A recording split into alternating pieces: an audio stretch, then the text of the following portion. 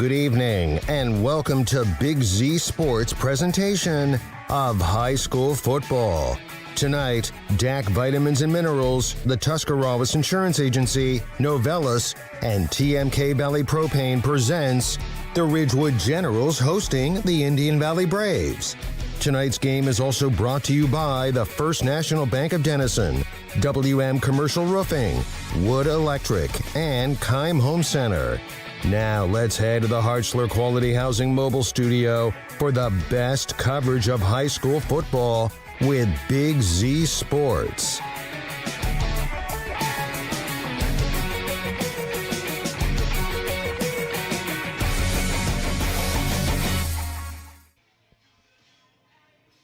Welcome to Ridgewood High School, home of the Generals tonight as they host the Indian Valley Braves in an IVC South matchup between two undefeated teams. The Braves coming off a big win out at Garraway last week. Undefeated, both teams going in. The Braves come out with the victory, and now they're down here in West Lafayette. At First Federal Community Bank, investing in our community isn't just a slogan. It's how we do business each and every day. I'm Corey Parker, mobile mortgage lender, and our goal is to empower your financial well-being and build a lasting relationship with you, your family, and your business. We're here to assist you every step of the way, from checking and savings accounts to mortgages and commercial loans. First Federal Community Bank, serving your banking needs in Dover, New Philadelphia, Yerkesville, Sugar Creek, Berlin, and Mount Hope. Equal housing lender, member FDIC, NMLS number 1810696.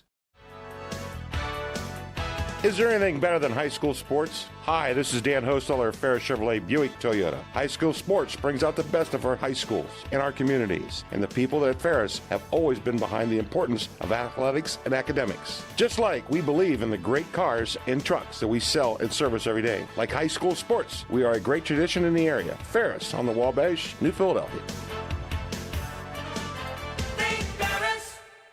Are you looking to join a team that values excellence and offers top-notch opportunities? Kimble Recycling and Disposal is now hiring. They're seeking best-in-class CDL drivers, skilled mechanics, and other dedicated professionals. Join a company that puts people first and makes a difference in the community every day. With competitive pay, comprehensive benefits, and a supportive work environment, your future starts here. Apply now at KimbleCompanies.com and take the next step in your career. That's KimbleCompanies.com. Recycling and disposal done right. Are you ready to give your home a new look? Look no further than Wayne Door, your one-stop shop for all your residential needs. Garage doors, entry doors, windows, and patio doors. Wayne Door has everything you need to upgrade your curb appeal. With 24/7 emergency service, you can trust their technicians to be there when you need them most. Stop by the Dover showroom on State Route 39 or visit WayneDoor.com and let the experts help transform your house into the home of your dreams. Wayne Door, more than just garage doors, from the people you can trust. The certified public accountants at Niedenthal & Company believe in the value of relationships. Niedenthal & Company has been in business for over 50 years in your community, helping individuals and businesses grow. Niedenthal & Company can help manage and prepare your payroll, plan your estate, and prepare your business and personal income taxes. Stop into the Niedenthal facility on North Wooster Avenue in Dover and become a valued client today.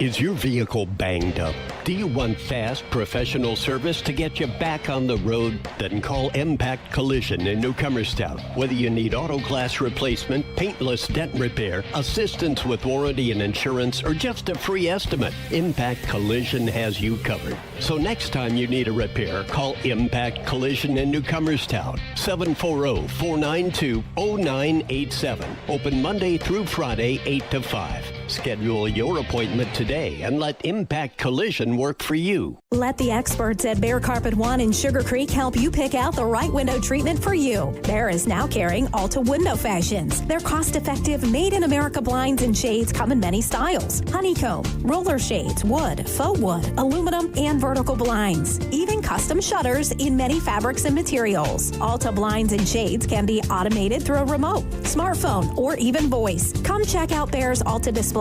Bear Carpet One, just off Route 39 in the Salzburg Plaza in Sugar Creek. Kush Financial Group has been proudly serving the community's financial needs for over 35 years. The team at Kush Financial follows an industry-leading service model with a unique approach and fiduciary responsibilities associated with their board-certified financial planner. With over 75 years of combined experience, the advisors at Kush Financial Group are here to help you achieve your financial goals. Contact their office at 330-308-8700 or visit their website at cushfinancial.com to see about scheduling your free consultation today. Securities and investment advisory services offered through Independence Capital Company Incorporated, member FINRA SIPC. Jeff Wallach, LLC, is a family-owned and operated company proudly serving greater Northeast Ohio and surrounding communities for over 25 years. We specialize in vinyl siding, replacement windows and doors, gutters, downspouts, and much more. We provide quality service regardless of the size or scope of the project. Our crews are reliable, respectful, and mindful of a safe work environment. Jeff Wallach, LLC is certified by the Better Business Bureau. Call today and discover how we can assist you in making your vision a reality. When you think pizza, think Amici's Pizza with locations in West Lafayette and Janaden-Hutton. Amici's Pizza offers you your favorite traditional pizzas, as well as specialty pizzas, subs, wings, and salads. Everything from the dough to the sauce is made fresh daily. There's just something different about a pizza from Amici's. Try one today in West Lafayette or Janaden-Hutton. Big city taste for a small city price. Learn more. Find Amici's on Facebook. Lutz Body and Paint, located at 7573 Wolf's Crossing Road in Janaden-Hutton, is there for you when a never-planned auto collision repair is needed. Lutz Body and Paint performs the auto body and painting services needed to get your vehicle back to looking showroom new in a timely manner at a reasonable price and provides free estimates. Lutz Body and Paint is a proud supporter of the Indian Valley School District and wishes best of luck to the Braves athletes participating in tonight's game. Ron's Heating and Cooling in Denison has been serving this great area since 1977. At Ron's, no matter what you need, they can handle it. From heating and cooling to standby Generac generators, water heaters, tankless water heaters, mobile home equipment, duct cleaning, and 24-hour no-heat service. Winter, spring, summer, or fall, all you have to do is call 740-922-5252. Ron's Heating and Cooling proudly supports high school sports and would like to wish best of luck to all local athletes participating this season.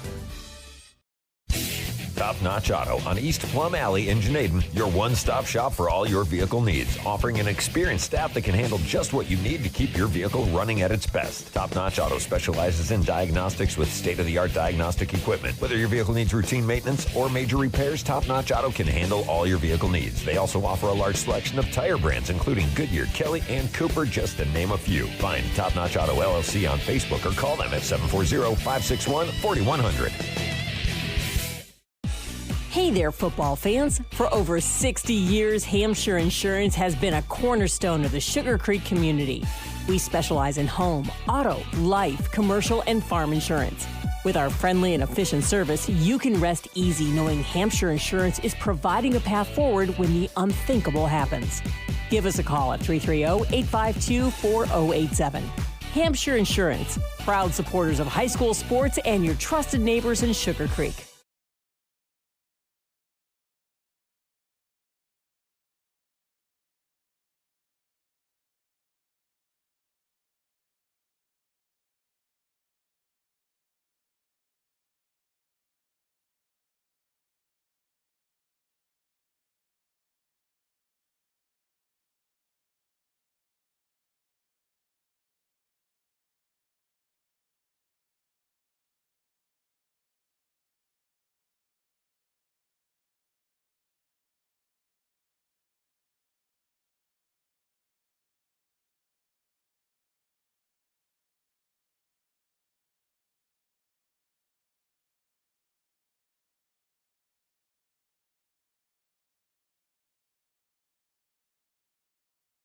Now let's head to the heart.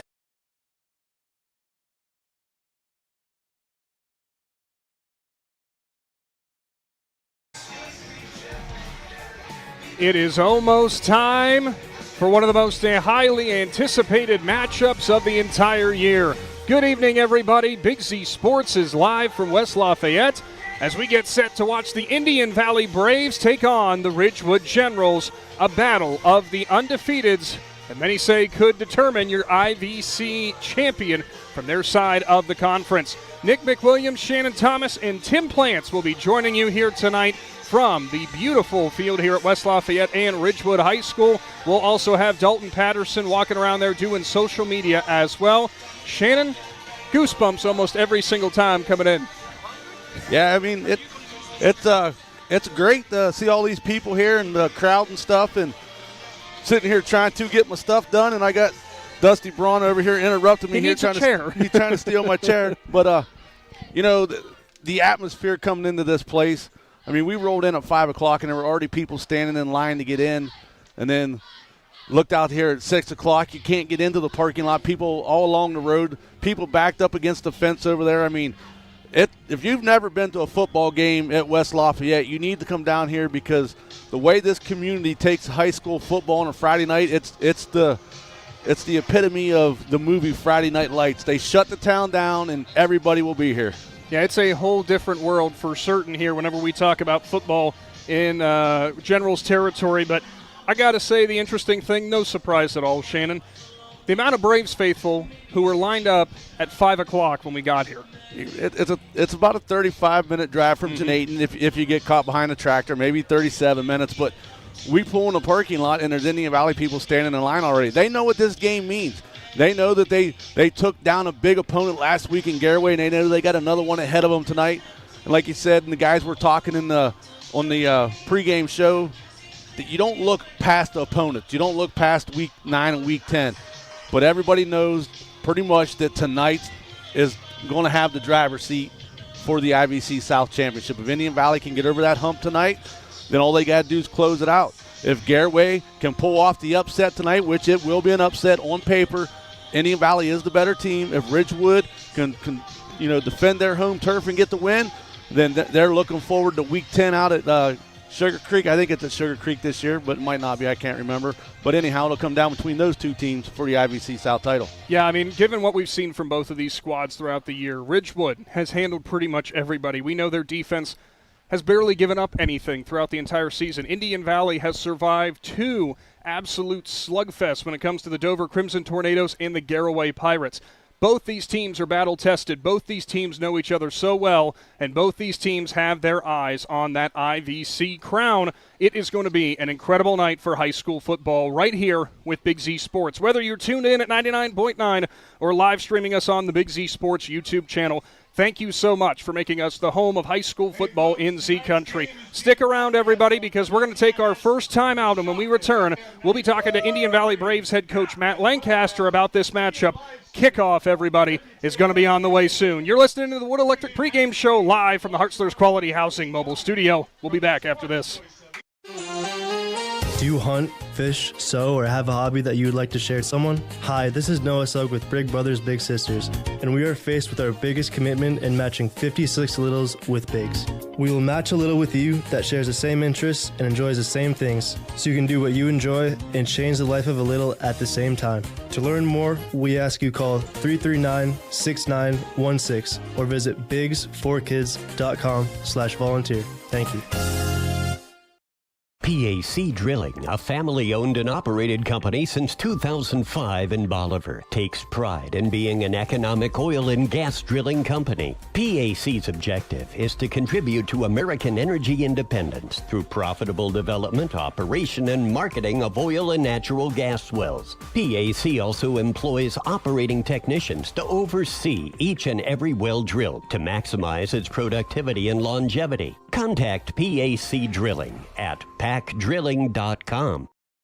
Triad Roofing and Services in Strasburg has been your commercial flat and sloped roofing professionals since 1979. They do commercial roofing and offer free estimates. Businesses, now is the time. Set your appointment before the weather changes. They can fix your roof before problems occur. They offer maintenance plans. Will come out twice a year, clear drains, and inspect your roof. To find out more, go to triadroofingandservices.com. That's triadroofingandservices.com. Other guys insurance, you got Kyle. Hey Kyle, it's Brenda. I was just reading through your proposal and I have a few questions. When we drafted up your proposal, we really aimed right down the middle. Sometimes wonder if your insurance agent true priority is more time on the golf course.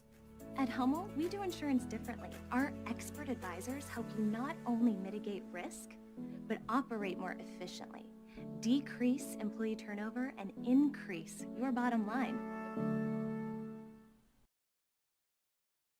Welcome back into the Wood Electric Pregame Show live from West Lafayette. Big Z Sports bringing you IVC football. It is the Indian Valley Braves in town against the host Ridgewood Generals. We're going to go along the sidelines with the coach, brought to you this segment by Stalker Concrete. It's head coach Matt Lancaster for the Indian Valley Braves. Coach, doesn't get much bigger than this when it comes to the IVC battle of two undefeateds. I know you guys are very much looking forward to this matchup. Yeah, it's going to be a great atmosphere. You know, two good football teams going at it with a lot on the line. So we're excited for it.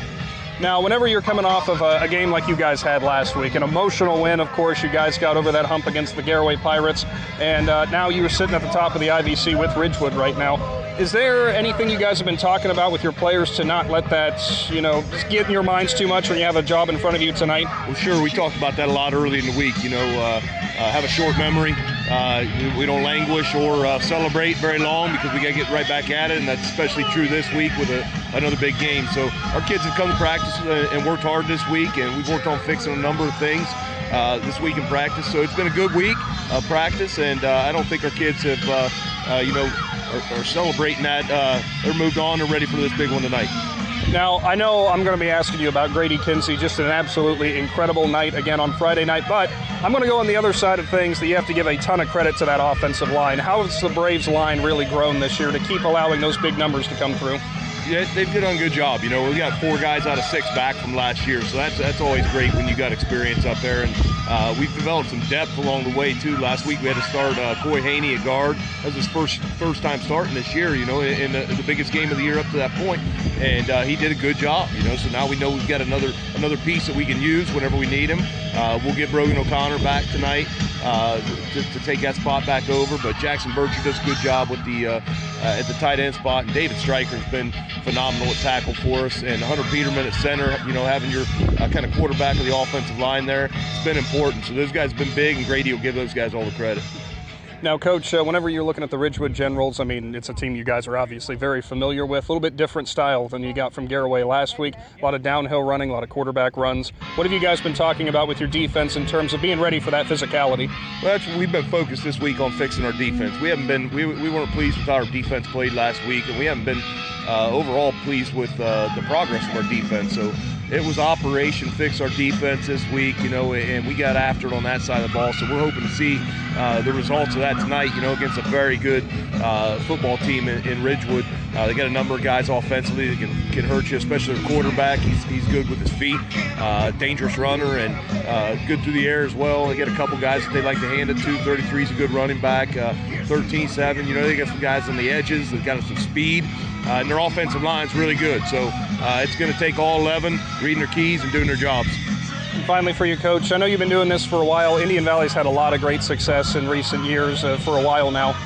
Does it ever get any easier coming into a matchup like this? 2 undefeateds, biggest game you got to this point. No, it doesn't get any easier because it's a different group of kids all the time, So I couldn't be more happy with our kids' mindset so far this year. In big games, we've been in a number of big games this year already, and those kids have rose to the challenge, and our leadership has been good, and they haven't backed down, and we started a lot of young guys. We got a lot of sophomores starting and some freshmen, so that's huge. It shows their maturity. We're definitely going to need that again tonight. It's another big game. Well, thank you so much for your time, Coach. Good luck to the Braves. You bet. Thanks, Nick. Head coach Matt Lancaster for the Indian Valley Braves, brought to you by Stalker Concrete. Stick around because coming up next, we got head coach John Slusser of the Ridgewood Generals with Big Z Sports.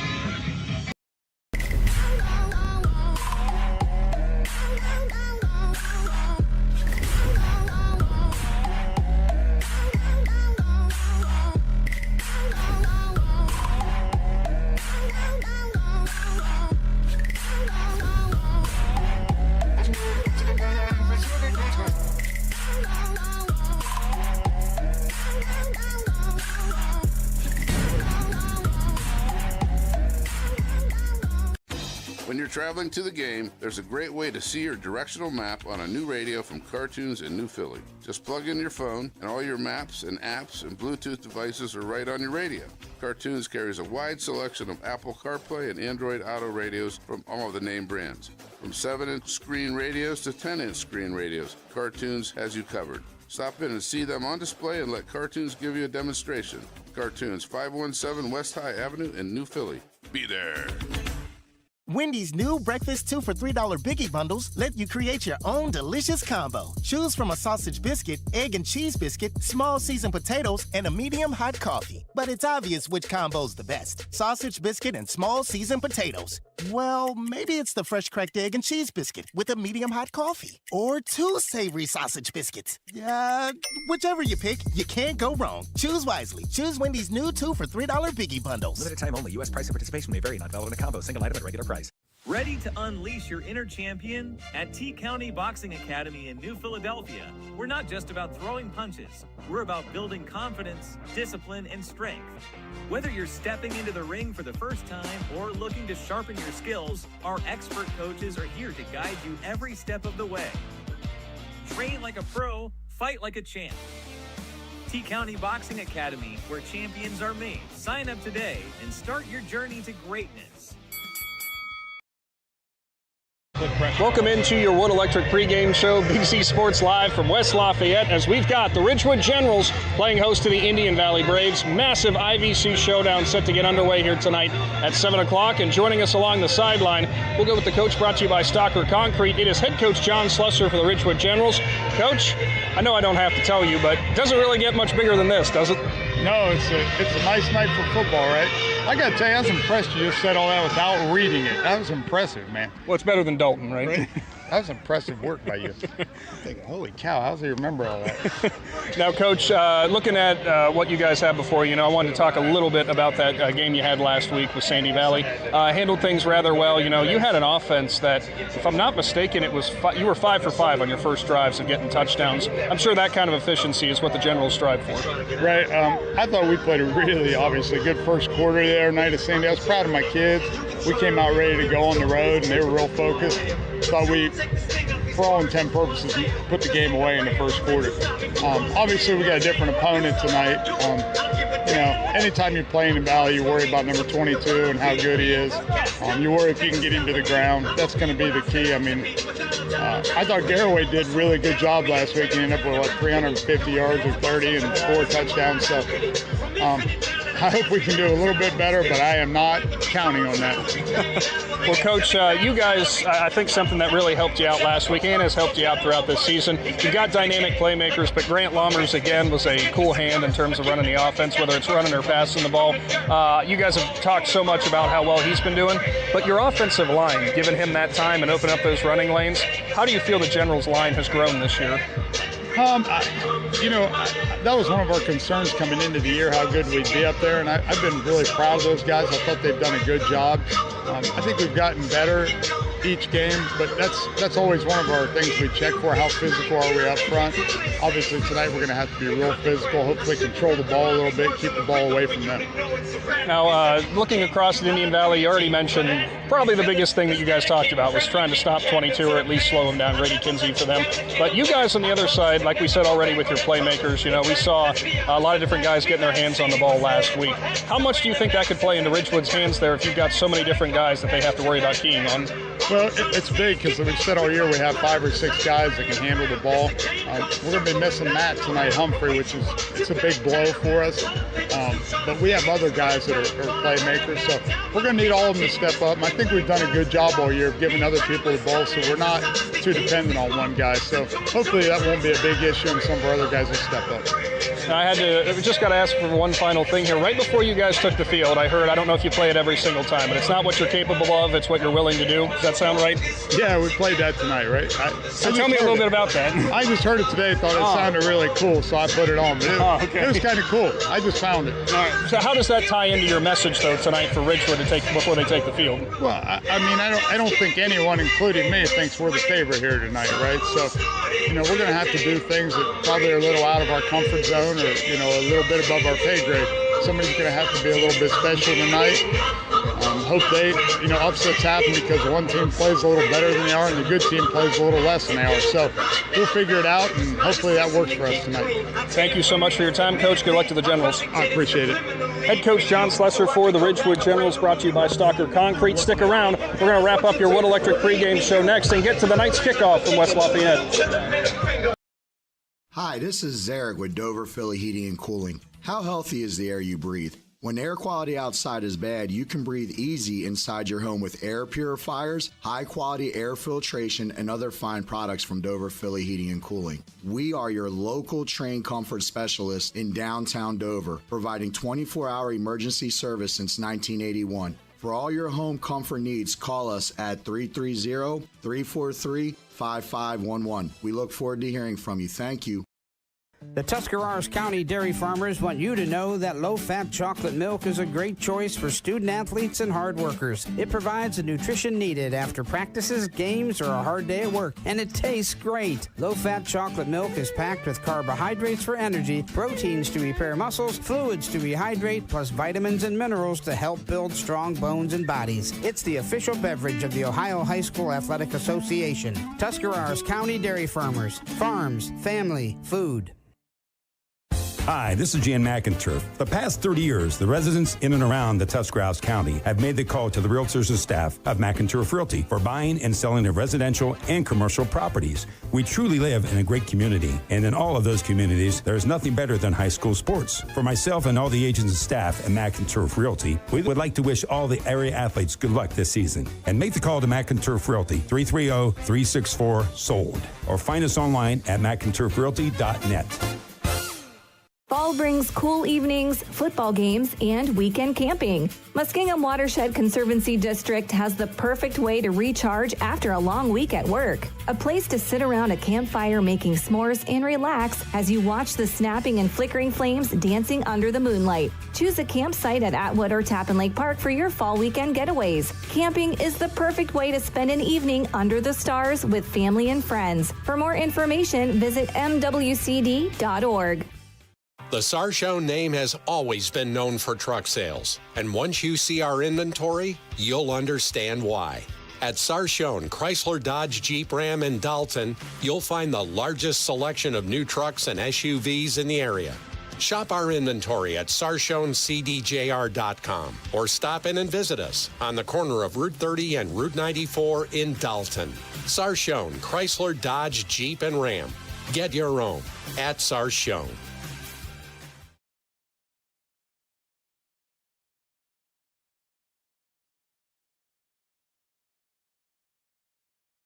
Quality Housing Mobile Studio with Big Z Sports. Back into your Wood Electric pregame show. It is Big Z Sports. Nick McWilliams, Shannon Thomas, and our Claxon Communications crew tonight, which is Jaron, Aber, and John Wayne. Thank you to both of them for being here tonight. I know for John, this was one heck of a long drive to get here. I'm sure, Shannon. I'm surprised he made it on time. At least he got to sleep in a little bit before he got here. He said 3 blocks, so quite the distance for him to go. Down on the sideline tonight, we've got Tim Plants, who we are staring at now as he's on the other side of the field. I hope Tim can hear me. And he can. So, Tim, I got to ask you, you're down there on field level. First and foremost, this is always an electric place to see a football game out here in West L.A. Be that as it may, it doesn't get any bigger than this. Can you feel the energy down there? Definitely. We got the little cheerleaders on the one sideline. We got all the fans and some of the other cheerleaders over here. The bands are getting ready. People are still filing in. So, I mean, it's definitely got that electric atmosphere, and it's a big night. It certainly is. Our trips to the sideline today will be brought to you by Hampshire Insurance, providing a path forward before the unthinkable happens. Shannon Thomas, when we started off this season and we were talking about who might shape up where, how many of us thought that this matchup would be a 7-0 matchup at this point of the year? I don't think a lot of us did. No, we knew both teams had the potential to do it, but both of their schedules, they faced some tough opponents, Ridgewood had to go out to Carrollton in terrible weather. They only led that game 7-0 at halftime. Oh, what a fun Friday that was. That was an absolute just knuckle fest in the beginning of that game, but Coach Schluschten made the adjustments and was able to get the win there in the second half. Indian Valley had to go through Dover, then go out to Garraway. So, both of these teams with their schedules, and here they both sit 7-0. I mean, it's an exciting night for Generals and Braves fans. It is going to be an incredible night without a doubt. We'll go through kind of the tail of the tape of things going on here. So here's the thing that I find very interesting. On one side for the Indian Valley Braves, a little dinged up on the offensive line to my understanding. I do believe that they are not going to have available for them, as I'm going to lose the name already all of a sudden, Shannon. They're not going to have Mason Parrish, if I'm not mistaken, available on the offensive line tonight. Other side of the coin for the Ridgewood Generals, as you heard from Coach Slusser, no Matt Humphrey, one of their biggest playmakers on the outside. Yeah, both teams are down a very key player. Indian Valley's been banged up on the offensive line. They've been running some different guys in and out this year, so they got guys that are ready to step in. Humphrey's a big weapon. That's a lot of speed. We see him get that jet sweep stuff and get to the outside, so they'll miss him. All right, well, it looks like we are going to have our national anthem as a part of our Wood Electric pregame show. Stay tuned. Big Z Sports will be here to wrap up your pregame and get to the night's kickoff right after this. Gillan Body Shop knows that when their business is needed, it's never planned and it can cause quite the inconvenience. That's why Gillan Body Shop makes the process as easy as possible for their customers by making sure the work is completed right the first time. Gillan Body Shop has experienced staff that give all completed work a 100% guarantee. So when those unplanned repairs to your vehicle are needed, there's only one choice. Gillan Body Shop on Cary Avenue in New Philadelphia. Find them on Facebook. All the talks we've had over the years, including what you've told me about not using alcohol and other drugs, they stick with me.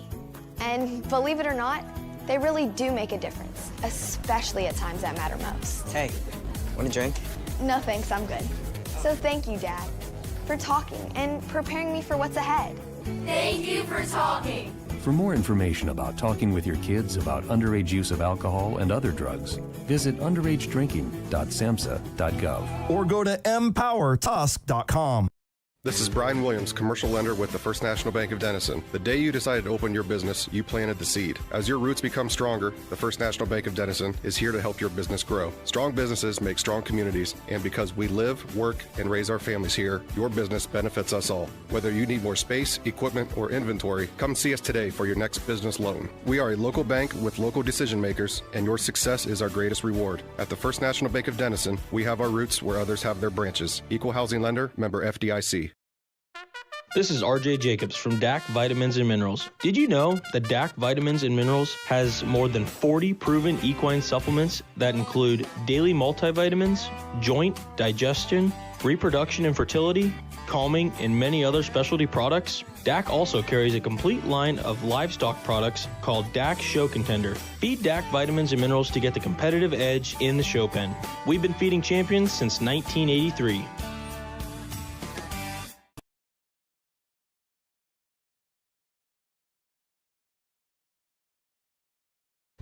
Welcome back into the Hartzler's Quality Housing Mobile Studio. Big Z Sports is going to be wrapping up our Wood Electric pregame show here shortly. Huge thank you to both head coaches for joining us as we had to move things along for the national anthem, and both Matt Lancaster from the Indian Valley Braves and John Slusser from the Ridgewood Generals. Shannon, the one really cool thing, pregame, it was me and Dalton, and Tim was down there too, standing on the field before the game, and we could feel the atmosphere, we could feel it getting ready, but we saw Coach Slusser and Coach Lancaster around midfield just talking like old friends, and it's something you would expect considering how many times these guys see each other. Yeah, and they probably weren't even talking about football. They were there was some, but not much. They're talking about everything else and laughing and carrying on, and Slusser's probably saying, hey, you think after tonight we can get that Garrett film so we can be ready for Week 10? But, we have a lot of great coaches in our area, and a lot of them are really good friends. Yeah, they definitely are. That is one of the cool things about the IVC. You've got incredible football, incredible competition, but also incredible sportsmanship and camaraderie across it.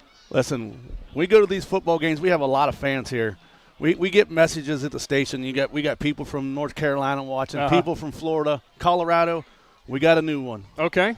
Michelle Carlisle sent us a message. She's in China. Oh, boy. She's on her way to breakfast in China, and she's going to get to watch a little bit of the live stream. So That is the farthest east we've gone. Remember not too long ago I said Finland was as far east as I could take us from a foreign exchange student from my wife in previous years. Nope, now we got to China. That is incredible. So we made it to China, so hopefully she puts it on a big screen over there and they can all watch a little bit of good high school football here in the United States. There you go. Sounds like a plan. Thank you to everybody who's tuning in, whether it's at 99.9 or live on our YouTube channel. Get subscribed today. If you have not done so yet, make sure your notifications are turned on. That way you will know when we go live every single time that we have a fantastic broadcast, just like the one before us. We are sitting here 7-0 versus 7-0. The Indian Valley Braves are about set to take the field. The Ridgewood Generals will be coming out shortly as well. Shannon, biggest tale of the tape. We know exactly what's going to end up happening with this because for the Ridgewood Generals, we know it has to be limit Grady Kinsey as much as possible. We know that's going to be issue number one that they're going to have to take care of. They have to stop 22. And you got to group tackle him. One person hitting him is not going to bring him down. And we've been saying we've been looking for the matchup between Tolliver and Grady Kinsey. So tonight we'll get to see who it is. And sure enough, the Indian Valley Braves are on the field, but here come the Ridgewood Generals. The champ is here, still blaring from West Lafayette. I love it every single time, Shannon. So yeah. Indian Valley, go ahead, Shannon. I was going to say, yeah, and the crowd gets up and they get into it. They got all their noise makers, and like you said, the Braves are on the sideline waiting, and the Generals are getting ready to run around the little cheerleaders there. I got to say one personal note on the side of things here, looking around the crowd, and it makes me so happy with the little cheerleaders out there and everyone up in the stands. It is a pink out night here at West Lafayette, and of course, means a lot to me to see all the pink shirts in the crowd.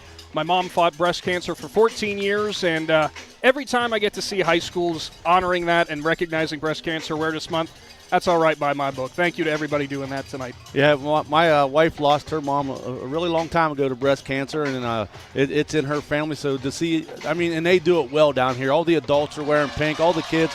So, all the support for breast cancer, it always warms everybody's heart. The Ridgewood Generals have taken the field, led by Aiden Sperger with the sledgehammer across midfield, and it is almost time for the night's kickoff, brought to you by Cartoons of New Philadelphia. Undefeated versus undefeated for both of these squads out of the IVC, and let me tell you, this could very well decide your conference right now. Still a little bit of time to play, obviously, but this is your monumental matchup so far to this point. We'll go down to the sideline quickly with Tim Plants. Tim, fireworks displays to get Ridgewood on the field. Yeah, how about that? That's some great atmosphere. I saw those go off, and I'm like, wow, we're like Cleveland Brown Stadium or something here. That was great. No, there's a lot better football that gets played here than the Cleveland Brown Stadium. I'm not going to disagree with that. So it will be the night's kickoff coming up, brought to you by Cartoons. Ridgewood is wearing their black jerseys with the orange lettering and orange trim, the orange pants as well, orange helmets with the white R in the black oval. Indian Valley goes with the white tops with red lettering and numerals trimmed in blue, blue pants with the white socks, and, of course, the navy blue helmets with the Brave spear on the side as almost set to go. You all right, Shannon?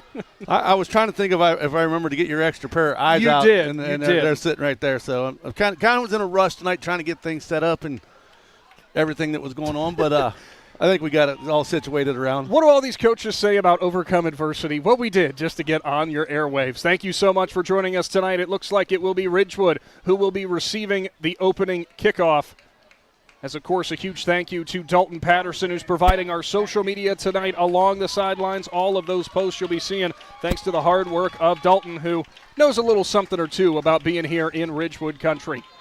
Yeah, I bet Dalton, when he sees a matchup of this caliber, knowing that he played football on this field and had all the success that he had on those Generals teams, when he sees an opponent like Indian Valley comes in, I bet he still gets the butterflies. Oh, I'm sure he does. The ball is teed up, and Indian Valley's going to send it deep. IVC supremacy is on the line tonight from West Lafayette. Colt James will be the one to put it into the night sky. It is Talon Carnes and Jackson Cabot back deep for Ridgewood. It's time for football in Z Country. As James puts his right leg through it, it's going to be a short kick and fair caught over here by Preston Ator just past the 30-yard line, and that's where Ridgewood will start. No surprise, Shannon, Indian Valley does not want to kick it into the hands of those dangerous playmakers back there for the Generals. Yeah, you kick it short to one of those up guys, and you hope he does the right thing and calls for a fair catch, and then it made your coverage a lot easier right there. And, and technically, it's not real good field position real good field position for Generals. Just fine field position. 27-yard line, 28?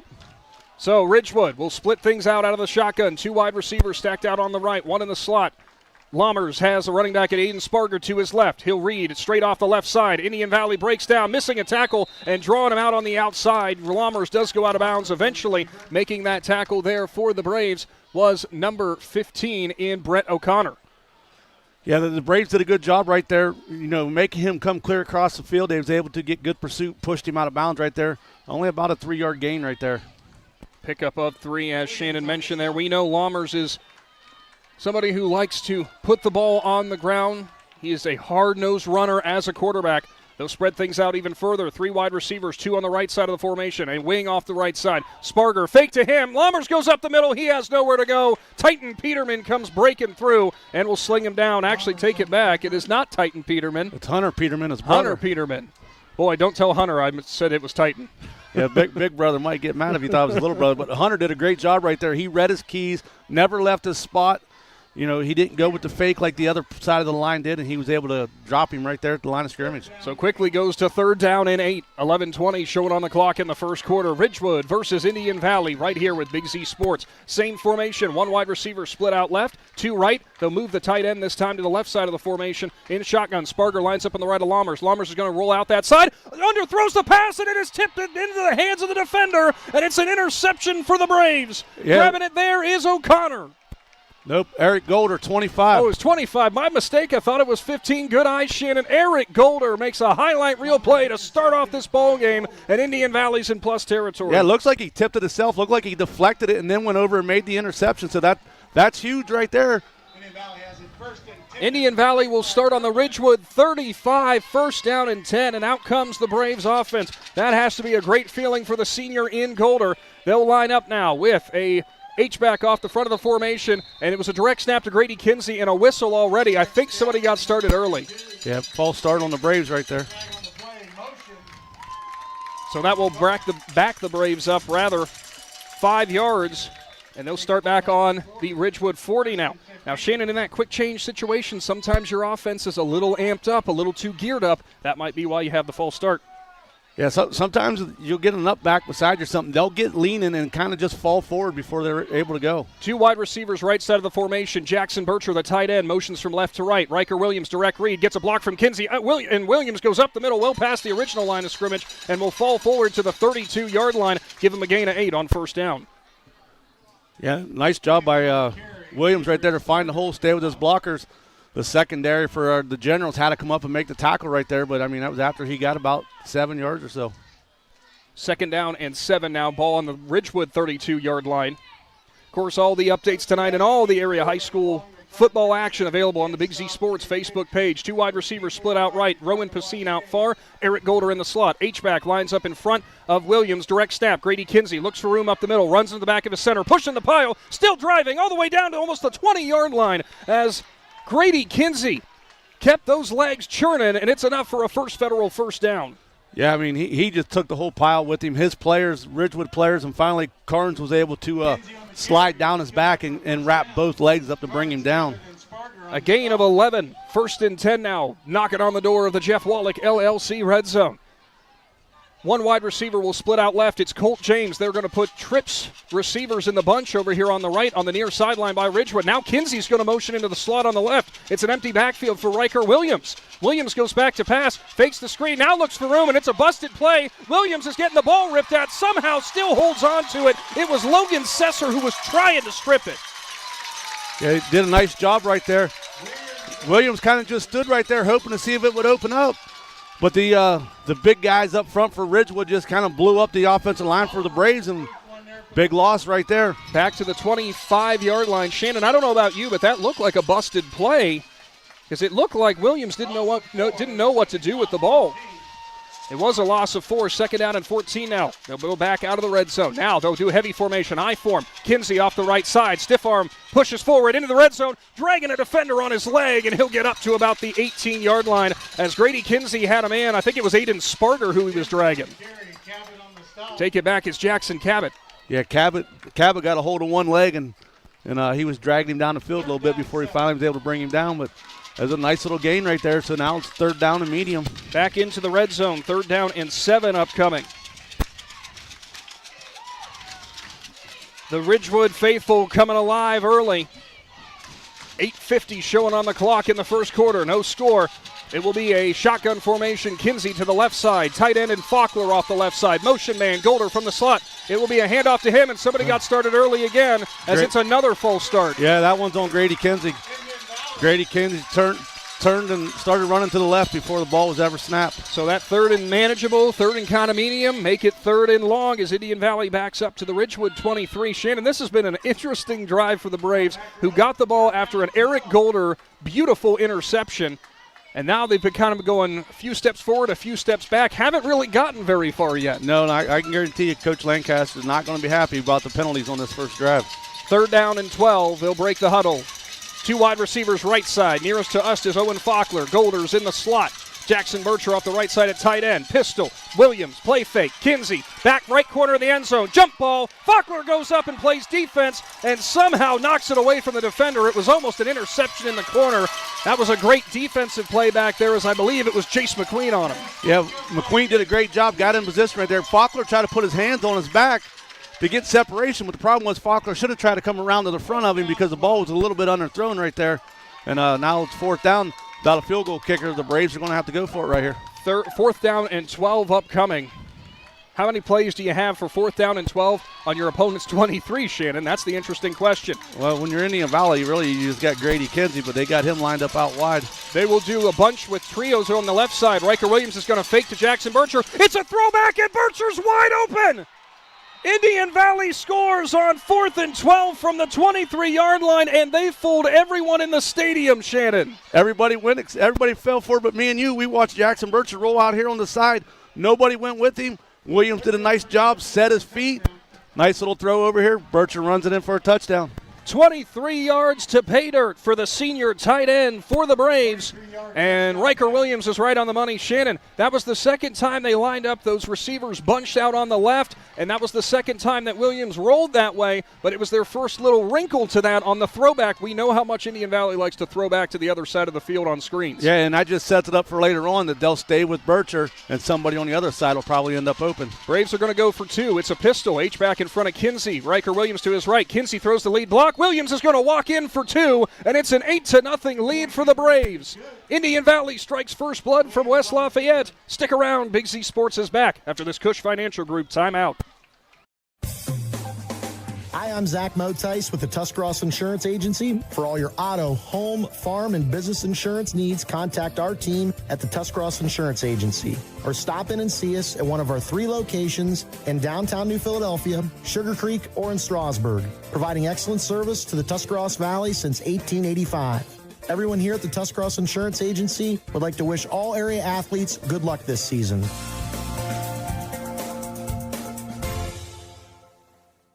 Novelis Yorksville is the world leader in aluminum recycling, and they need you. They are currently hiring general laborers and equipment operators. Pay starts up to $22.50 per hour with industry-leading benefits. To apply or find out more, go to novelis.com/careers and search Yorksville. That's novelis.com/careers and search Yorksville, or call 330-663-3961. Novelis is an equal opportunity employer.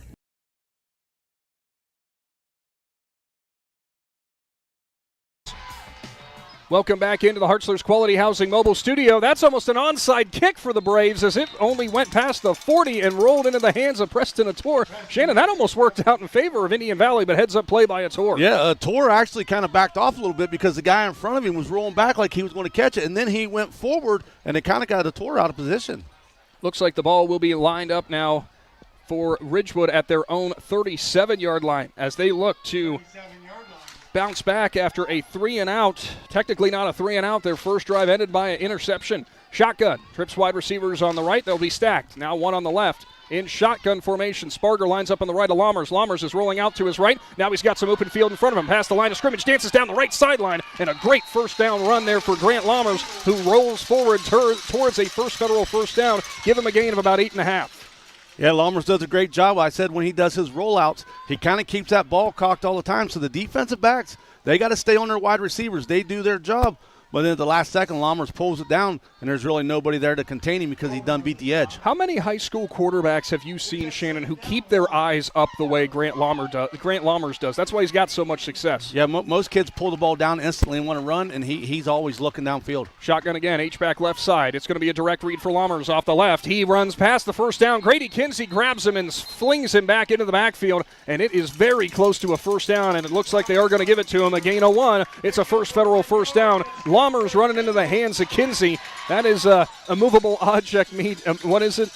What do you call that, Shannon? Immovable force or whatever it is? Yeah, and like I said, him and Kinsey hit right at the line of scrimmage, and Kinsey just drove him backwards. But because of that first down play, he only needed a couple inches for a first down. So the ball now marked at the 47. Ridgewood, we saw them against Sandy Valley last week. Very nice, methodical drives. I'm sure they'd love to do that here. They'll have 2 wide receivers left in Cabot and McQueen in the slot. H-back wing off the left side. Play fake to Sparger. Straight drop. Lammers looking for the running back. Wheel route. He's got Sparger deep down the field, and it's just over his fingertips.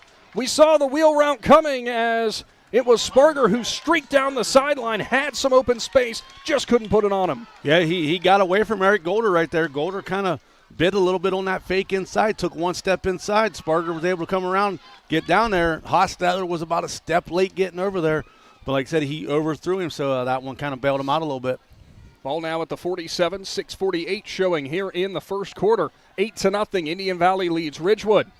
Breaking the huddle now, Lammers will have Sparger to his right. It will be both McQueen and Cabot out on the right side. Left side, it looks like it is Ator and Carnes. They will stack both wide receivers either side on the numbers, and they'll have this well spread out. Now Sparger's going to go out to the right side. Up the middle, it is going to be a straight drop for Lammers. A flag comes out. Somebody got started early again. Yeah, number 56, the left tackle. I pointed just as it happened. I didn't think they was going to blow it, but the official over here seen it. He picked his hand up and then hurried up and tried to put it back down.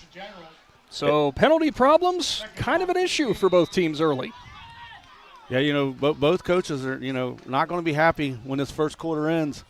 Between the penalties, and then Ridgewood already has that one turnover. When you're playing a caliber team like you're playing, you're getting bailed out right now because you're both making mistakes. Similar formation here as they'll stack the wide receivers, 2 of them either side on the numbers. Shotgun, Sparger to the right of Lammers. This time he'll stay back and block. Lammers is back to pass, gets some pressure off the left side, gets right through one tackle. Now he tries to break another, and finally is taken down just past the original line of scrimmage. Making that tackle that time for the Braves, Caden Riggs, the junior. Yeah, Riggs did a nice job right there. He read his keys, was able to get away from a blocker, was able to wrap him up, but it was still a 6-yard gain. So far it's been Grant Lammers who's doing a lot of the work with his legs on this drive. They've only attempted 2 passes. One of them was incomplete. It was just overthrown. One's been picked off. So we know the Generals bringing out some of that smash mouth football, but they're going to have to come up with something here on 3rd down and a long 8, maybe 9 yards. 6 minutes in the first. Shotgun again. 2 wide receivers right side. That's the way Lammers is going to roll. Finds the man at the sticks, and he is ripped out of bounds as Eric Golder will take him out in the Indian Valley sideline. Very close to a first down, though, and it looks like, well, they didn't give him much on forward progress, Shannon. They're only going to give him the 44. Yeah, Golder did a nice job getting over there and wrapping him up. The great job by the receiver right there. He got his feet planted, caught the ball, made sure he secured it, and right now it's 4th and 1, and I think we pretty much know what's going to happen right here. We certainly do. It is going to be the Generals going for it, short yardage. Heavy formation for them. They'll stack tight ends either side. It is a shotgun, though. Lammers has Sparger to his right. Direct read off the right side. It was Reidenbaugh who threw the lead block, and Lammers is still fighting for more. It's a first down and a huge 4th down conversion. Yeah, we knew Lammers was going to keep it the whole way. He's been the workhorse, and right now he's taken a beating early in this first quarter, and he's carried that ball a lot, so that's probably due to Humphreys not being available tonight. That was a read off the right side and give him 5 yards. Great initial push for the Ridgewood offensive line. 1st and 10, 5 minutes to go in the first. Ball on the 39-yard line. 2 wide receivers left side, and we got a flag already before they even technically fully broke the huddle. And it looks like we got 12 men on the field. Or an illegal substitution, Shannon. I did not see the hand signal there. Well, we've got Reidenbaugh coming off and Cabot coming off. They had 12 guys on the field. Somebody didn't have the right formation. It was 12 men on the field. You don't see that very often on offense. No, and usually when you get in a hurry like that, you're excited. somebody was on the field. They called the formation, so you got to be paying attention, know what formations that you're part of to come off the field, and it's kind of just a miscommunication between everybody. Ball on the Indian Valley 44. Ridgewood is driving, looking to tie this ball game up. Shotgun again. One motion man from left to right. It's Jace McQueen. He's going to get it on the sweep. He'll look for room. He'll cut up the field. Not much there as he is driven out of bounds. Maybe give him a yard or two as McQueen was trying to find an angle to cut up through that defense down the Indian Valley sideline. Just was unable to. Yeah, that's another one of those plays where the Braves did good. They went horizontal with him and able to stretch him out and run him out of bounds. Looked like Brogan Wilson was one of the players in there making that tackle. So make it 2nd down and 14. They did give him a gain of 1. 2nd down, 14. That's the first time we've seen McQueen touch the ball, which we know he's going to have a lot on his shoulders considering Matt Humphrey unavailable for this game for Ridgewood. 3 wide receivers left. Now motion man out of the backfield. Back is Aiden Sparger. He'll go on a wheel route again. Lammers is looking for him. Now we'll throw to the middle of the field. Had a man open and threw it back too far on the inside. Riker Williams was on the coverage, and it looked like it was number 11 and Jackson Cabot who was in the right spot, Shannon, but the pass was just behind him. Yeah, Cabot went out there and found a spot and tried to sit down in it, and Lammers rolling around in the backfield right there. He had to make a quick decision. Thought he was going to go out here to his running back, but then I think it was Eric Golder was out here in coverage. It kind of creeped up a little bit, so it forced him to go back across the middle, and he threw it behind him. Ball on the 43-yard line. Ridgewood trying to keep their drive alive. We're under 4 minutes already in this first quarter with the IVC thrown pretty much on the line in this one in Week 8.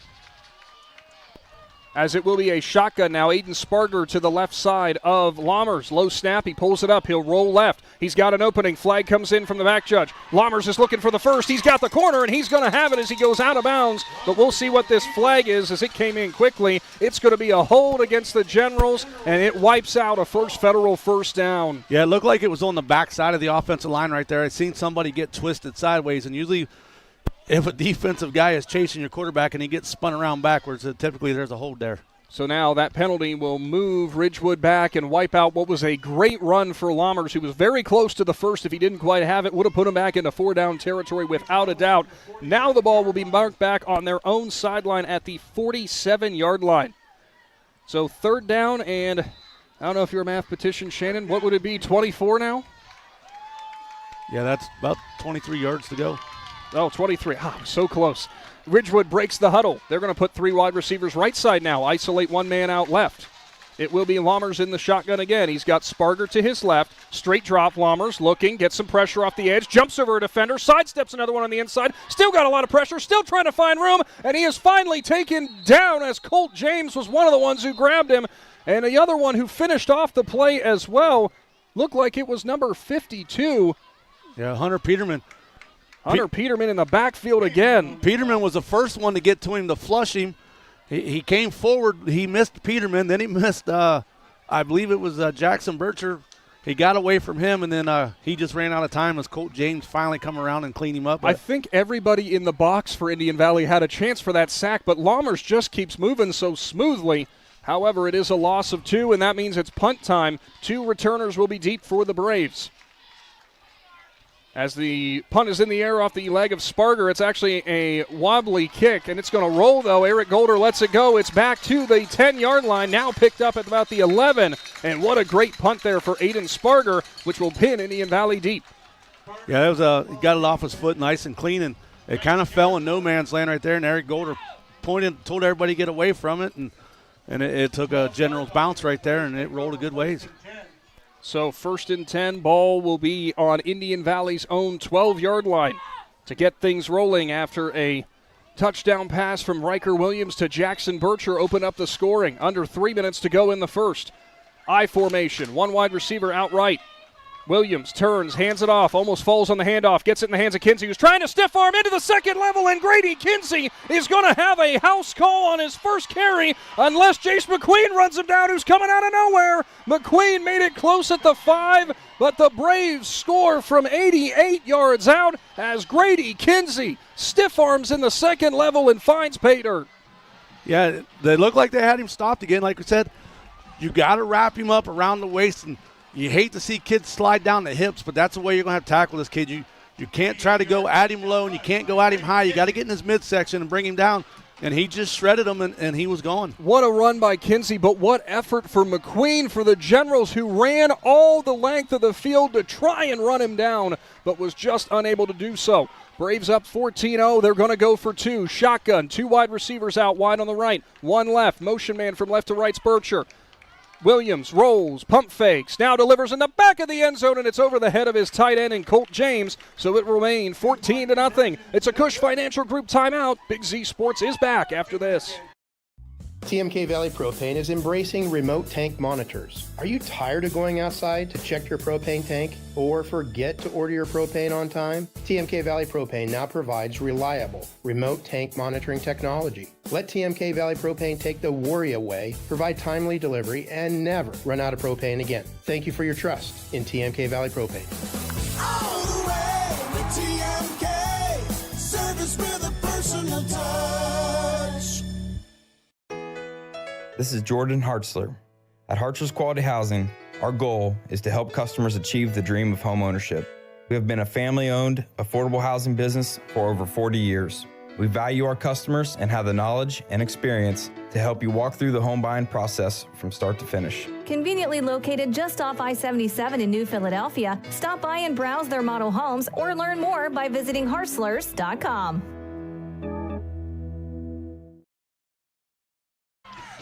Now back to the Hartzler's Quality Housing Mobile Studio with Big Z Sports. Welcome back in, everybody, from West Lafayette. It's 14-0, Braves lead. Kickoff from Colt James is going to go out of bounds, so it will start Ridgewood at their own 35-yard line there. I know they're trying to keep it out of the hands of the deep men. That was an interesting-looking kickoff, Shannon. Yeah, and it rolled out of bounds, and I'm not sure what the penalty is right there, because usually it comes to the 35 when it's a penalty, so it goes out of bounds. It's a 2-yard penalty, basically. Yeah. So it worked out right there. A quick Kimble Company scoreboard update. Newcomerstown leads Malvern 7-0 in the first quarter. Dover leads Mansfield Madison 14-0 in the first quarter. Lexington and New Philadelphia tied 6-6 in the first quarter. Interesting, Shannon. They took the penalty. They're actually going to make the Braves re-kick. Yeah, I mean, that's all right. I wasn't expecting that. Slusser wants an opportunity. He figures they're going to pooch kick it again. Now he might get it at the 40. So we will have to wait and see now. So Colt James will instead kick off from his 35-yard line. The two men back, it is Jackson Cabot and Talon Carnes. We know they are some real speed burners who have made some big plays for the Generals. And I know Ridgewood faithful would love one of those right now. Of course, today's presentation of high school football brought to you by DAC Vitamins and Minerals, the Tuscarawas Insurance Agency, TMK Valley Propane, and Novelis.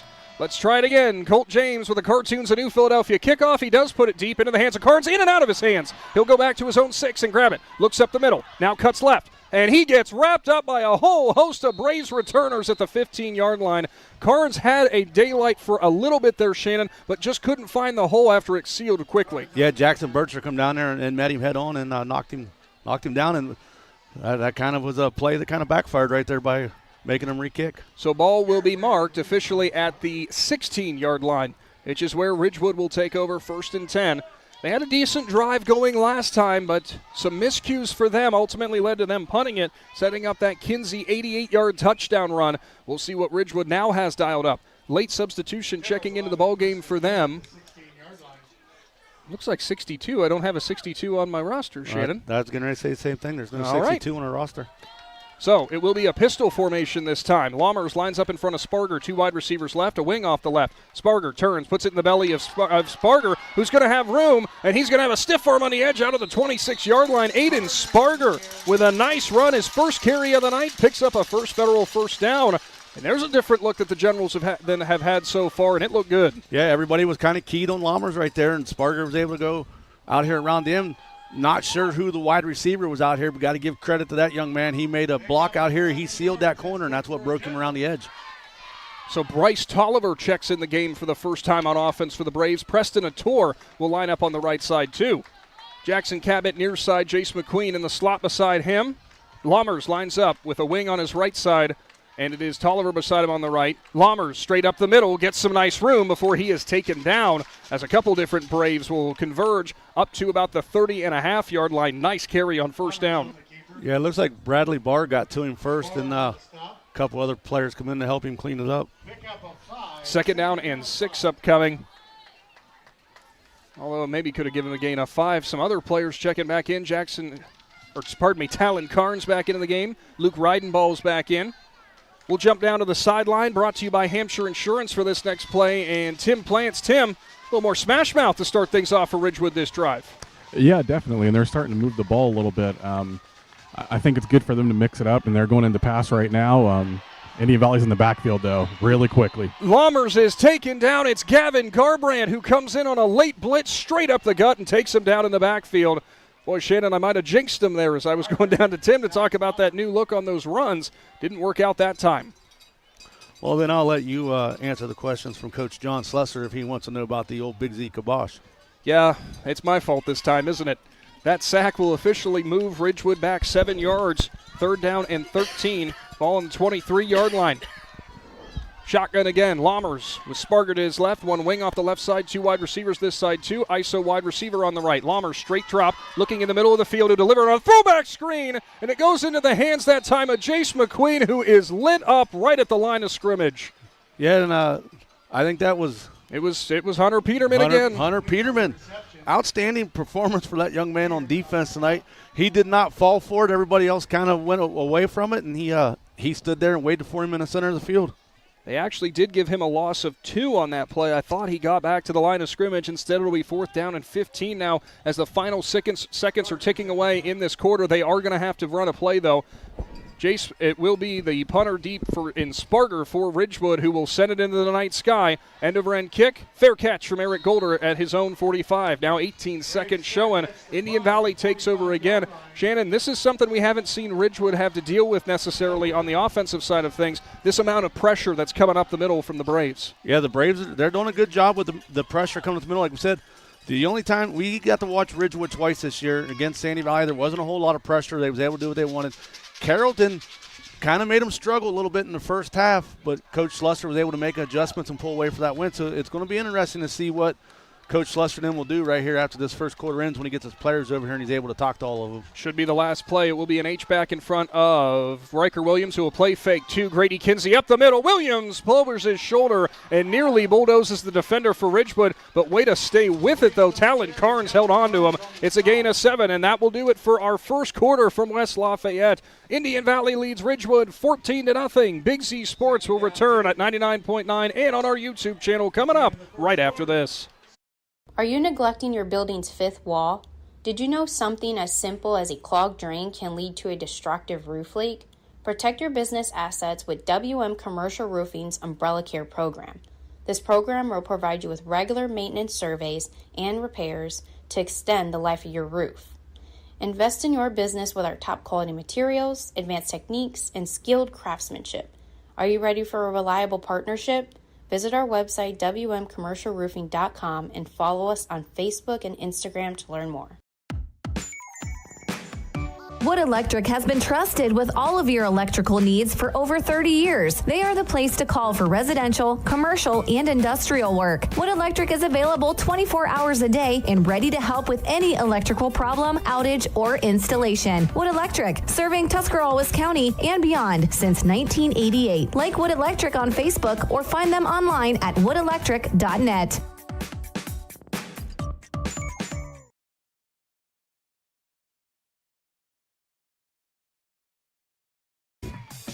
Start of the second quarter, 14-0. Braves lead the Generals as it will be a pistol again. Williams lines up in front of Kinsey. It'll be a read off the right side. Kinsey throws the lead block. Not much where to go there for Williams, who is hoisted up and over into the Indian Valley sideline. He got up close to a first down, but boy, oh boy, was he paying for it. Yeah, Sparger picked him up in the air, kind of did a little back suplex, and that's if you're the Indian Valley Braves, that's not one thing you want to see right there. Your quarterback go flying over him backwards.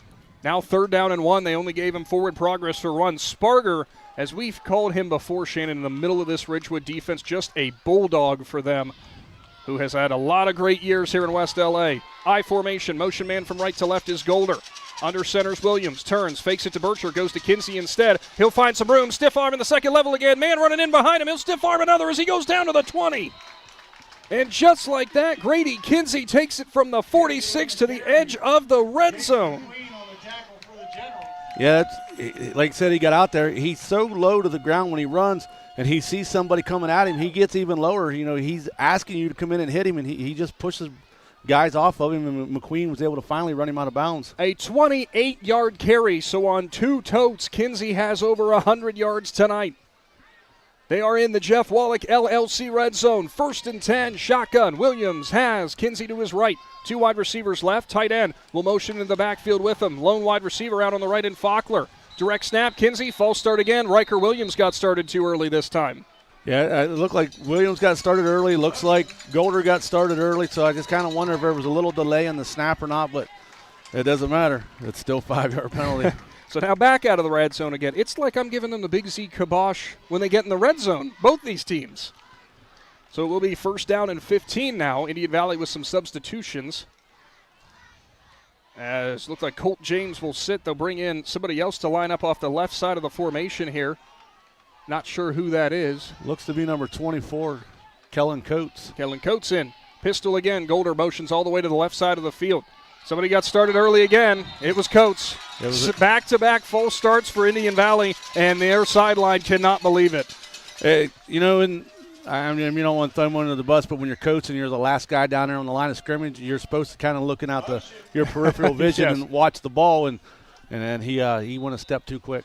You and I both saw that before the flag even came out. We knew it was coming, so it will now go to 1st and 20, all at the 30-yard line. Both these teams, Indian Valley might have the 2-touchdown lead, but it's been a bit sloppy here in the early goings. A lot of nerves in this game. They'll stack the trio's wide receivers. Actually, they'll bunch them on the right side. Kinsey motions to the slot. Williams is by himself. It'll be a direct drop for him. He's looking up the seam. Now we'll go left side. Wide open Colt James, who has to sky for it. He'll get up to the 18, maybe the 17-yard line, and gets up and over Jackson Cabot. What a tackle for him as he takes down the big James, but it is a nice pickup on 1st down. Yeah, nice little job right there. He just rolled out a couple bit with all the other receivers the other way, and Williams rolled that way. It kind of pulled the defensive backs off of James over here, and he threw it down there and got a nice little gain. Ball on the 18-yard line back into the the Jeff Wallach LLC red zone, rather. It was a 12-yard pickup from Williams to James. I formation again. Tight end on the right side. Williams turns. Hands it off. Kinsey, hesitation up the middle. Stiff arms another man. Back up for the 1st down. Now he's at the 5. He's getting help from his friends, and he's up to the 3-yard line. Grady Kinsey again throwing out stiff arms. And that initial contact happened at the line of scrimmage, Shannon, and he carried it for 15 yards. Yeah, like I said, they got a hold of him up high again, and he spun sideways and started kind of going sideways down the field, and his teammates got on the pile then, and they just won the rugby push right there. Take it back. It was a gain of 14. They mark him at the 4. 1st and goal now off of a Jeff Wallach in the Jeff Wallach LLC red zone. I formation again. Kinsey behind the fullback in Bircher. 2 wide receivers either side. Williams misdirection. Kinsey stutter step inside, and he's in again. Grady Kinsey with his 2nd touchdown of the night as he finds Pater to put the Braves up by 3 touchdowns. Kinsey was patient right there, and got to give a shout out to number 68, Big David Stryker. He pulled over there, and he just absolutely blew his guy up and knocked him backwards into the end zone, and Kinsey probably had the easiest run right there. 20-0 Indian Valley.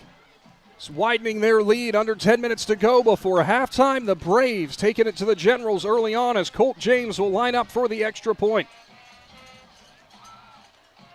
Snap is back. James is through it. It's a wobbly kick, but it's going to go through the uprights. 21-0. Indian Valley leads. Big Z Sports is back to West Lafayette right after this. At First Federal Community Bank, investing in our community isn't just a slogan. It's how we do business each and every day. I'm Corey Parker, mobile mortgage lender, and our goal is to empower your financial well-being and build a lasting relationship with you, your family, and your business. We're here to assist you every step of the way, from checking and savings accounts to mortgages and commercial loans. First Federal Community Bank, serving your banking needs in Dover, New Philadelphia, Yorksville, Sugar Creek, Berlin, and Mount Hope. Equal housing lender, member FDIC, NMLS number 1810696. In the rolling hills of Holmes County, we tend to do things a bit differently. At Kime, we're in the business of uncommon experiences, and we're here to care for your project like we care for our own. We believe that quality matters and want to help you get it right the first time, because your project deserves it. So visit Kime Home Center your source and destination for all things home, building, and woodworking. Kime, built on trust since 1911. Back to the field with Big Z Sports. Back into the Hartzler's Quality Housing Mobile Studio. Shannon, if you would have told me on my bingo card, I'd say that Ridgewood would play some Rammstein over the loudspeakers. I would not have believed it, but here we are, as it is going to be time for a Cartoons of New Philadelphia kickoff, your auto accessory and local WeatherTech dealer on West High Avenue in New Philadelphia. James boots it deep. It will go back into the hands of Jackson Cabot, who's going to get his first kick return for the day at the 26-yard line. Runs right into the middle of the kind of the wedge almost, as he had three blockers in front of him. Not much room for him, though, there, as he will finally get taken down at the 33-yard line.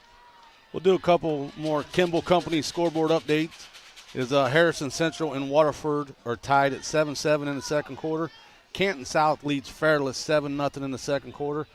Toronto leads Connaught Valley 20-14 in the first quarter. Buckeye Trail leads Strasburg 6-0 in the second quarter. And Garraway leads Tusky Valley 14-0 in the first quarter. And Sandy Valley on top of Claymont 7-0 in the second quarter. Thank you for that, Shannon, as it will be a shotgun. Lammers with Sparger to his left. He'll put it in the belly of Sparger, who's running to the right side. Gets some room, and now Aiden Sparger's got room down the sideline. Over the top of Riker Williams. Actually stepped over the back of his legs, rather, as Williams was looking to trip him up. Sparger kept his vision. He'll get across midfield to the 48, and it's a first federal first down. Fantastic first carry for Sparger on this drive. I'll tell you what Sparger did right there that a couple kids haven't done the last couple weeks. He didn't go into a hurdle formation. He's seen him going low, and he just kind of stepped over him. In the last 2 weeks, we've seen two big penalties on hurdling, and Sparger knew not to do that. So a nice job by that to not get a penalty. So it will be first down now for the Generals. Ball at the Indian Valley 48. Shotgun, play fake, Lammers up the middle, looks for room, ankle tackle, and this time it's Riker Williams who made up for that previous miss, as Lammers only gets about a yard and a half, maybe two. Yeah, it's one of those plays right there where Williams did a nice job reading it. Lammers put the fake to Sparger, but Williams didn't fall for it. You think that might have been just a little bit of, not payback, but Williams wanted to make up for the previous miss? Yeah, he kind of went low on Sparger, and Sparger did the right thing, and he went low on Lammers right there, and Williams did the right thing. Actually only gave him a gain of 1, rather. So second down and 9. Ball at the 47. Shotgun, Lammers has Sparger to his right. He'll have the guard pull from left to right, paving a path for him, but there wasn't much room there. As wrapping him up on the waist again, it was Hunter Peterman, who's having a monster game on defense. Yeah, he's been in the backfield a lot. That's his third unassisted tackle we gave him right there, because he got to him first and he wrapped him up around the legs, and he wasn't going to go nowhere after Peterman got a hold of him. He's also got a sack, a tackle for loss, if I'm not mistaken, or at least he had half of a sack. So the ball will be at the 44-yard line, third down and 6. Ridgewood looking to chip away at this Indian Valley lead, try to keep this drive rolling. Preston Attore far out left side. Slot, Jace McQueen, right side, Jackson Cabot. Wing on the left side's riding ball. Shotgun beside Sparger. It's Lammers. Steps into the throw, and his receiver slipped on the edge as Cabot was trying to come back to the ball, but it looked like he lost his footing. Fourth down upcoming. So it will be fourth down and 6, still at the 44-yard line. Lammers right now, Shannon, has 1 completion on the game. Take it back, he has 2 completions on the game for 8 yards. Other than that, he's got the interception. He's been incomplete a couple other times. Indian Valley's defense is causing a problem for this Generals passing game that was so efficient last week. Yeah, they've done their homework this week, and they've got to give credit to the defensive backs and the linebackers for Indian Valley. They're reading their keys right there, and Coach Slusser's going to take a timeout. It is a Kush Financial Group timeout. 8:08 on the clock before halftime. Big Z Sports will roll on right after this. Is there anything better than high school sports? Hi, this is Dan Hosteller of Ferris Chevrolet Buick Toyota. High school sports brings out the best of our high schools and our communities, and the people at Ferris have always been behind the importance of athletics and academics. Just like we believe in the great cars and trucks that we sell and service every day. Like high school sports, we are a great tradition in the area. Ferris on the Wabash, New Philadelphia.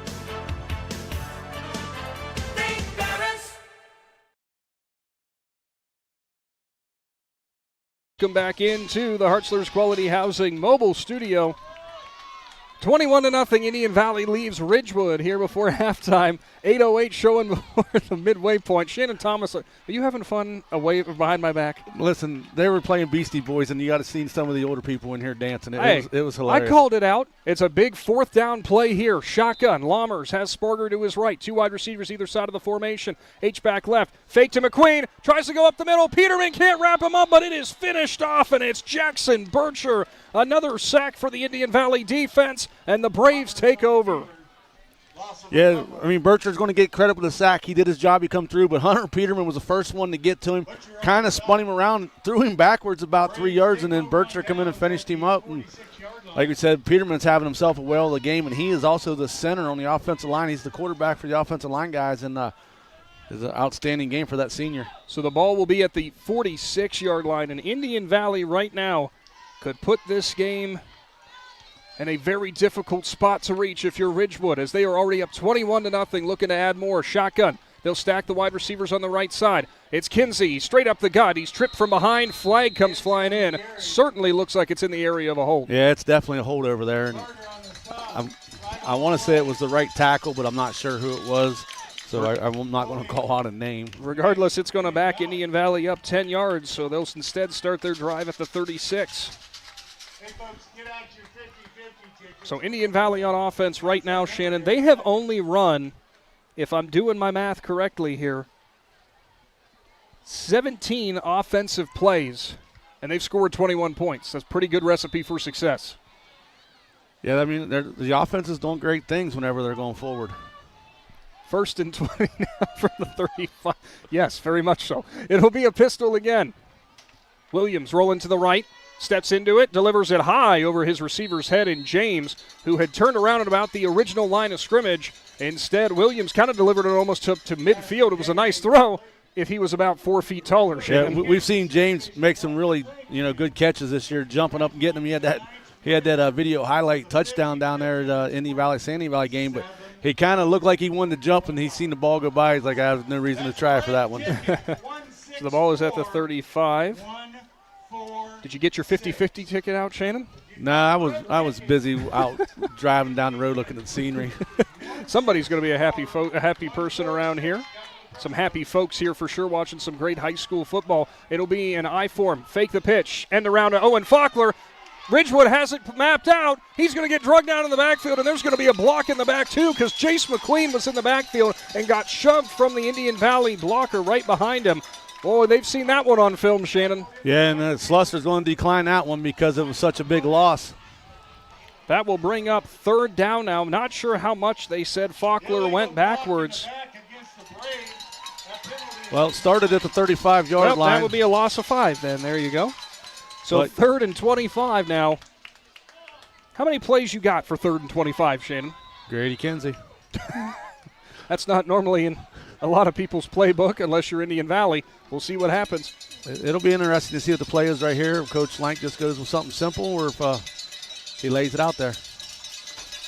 Back to pass. Williams screen, middle of the field. Kinsey sidesteps one man. Got a blocker in front of him. He's up to the original line of scrimmage. Hack from behind. Ball is out.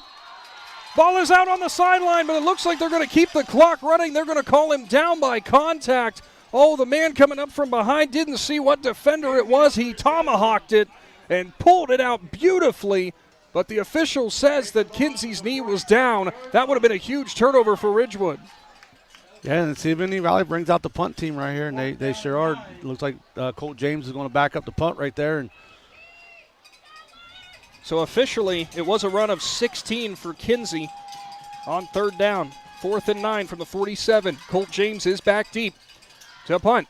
He'll put his right leg into it. It is an end-over-end kick, and it will bounce near a Ridgewood defender. There's some fans clamoring to pick up the ball. Don't think it actually did hit the cleat, and it will be down at the 30-yard line. That was close, Shannon. Boy, I'll tell you, the way it hit the ground and the way it made it that thud and went backwards, man, that was close. But when you're standing all the way up here, 2 feet looks close. So Ridgewood takes over. Good stand for them on defense there. Bailed out by some untimely penalties for Indian Valley. Ridgewood right now just looking for some good momentum. Shannon, 6:36 on the clock. You remember, Indian Valley receives the second half kick. So right now, if you're the Generals, I'm sure they wouldn't mind chewing up about 5 minutes off of that clock, taking it down and punching it in for 6. Yeah, right now you got to get a drive that you can sustain. You're making too many mistakes, and you're going forward and then going backwards, and they got to find a way to sustain a drive right here. Heavy formation. It'll be a wing sweep as it's going into the hands of Talon Carnes, who's still on his feet. Carnes breaking tackles, pulling Hunter Peterman, and it's a first federal first down as Carnes comes from left to right and absolutely flies forward for a first. Carnes is not the guy you'd expect to break some tackles, Shannon, at 5'8", $150, but boy, did he show off some toughness there. Yeah, Carnes, they had him wrapped up, and a couple Indian Valley players come in there and try to tee off on him, and he stood his ground and just kept kind of shredding guys off of him and got him a first down out of it. As we got extra whistles here, we'll see. They're trying to get the play clock restarted. Down to Tim Plants on the sideline, brought to you by Hampshire Insurance. Tim, we've seen Talon. You've seen him over on the sideline. He's not the guy you'd expect to see trucking people. No, he's not a big guy, but you keep your feet moving, you get some help from your teammates, and good things happen. Lammers goes straight up the gut off the back of his center, and a nice carry on first down, picks up about 6. Now, Tim, I also have to ask, as we got a whistle here, and it's an Indian Valley timeout, a Kush Financial Group timeout. We'll check in with Tim here shortly. Big Z Sports will be back right after this. Is there anything better than high school sports? Hi, this is Dan Hosteller of Ferris Chevrolet Buick Toyota. High school sports brings out the best of our high schools and our communities, and the people at Ferris have always been behind the importance of athletics and academics. Just like we believe in the great cars and trucks that we sell and service every day. Like high school sports, we are a great tradition in the area. Ferris on the Wabash, New Philadelphia.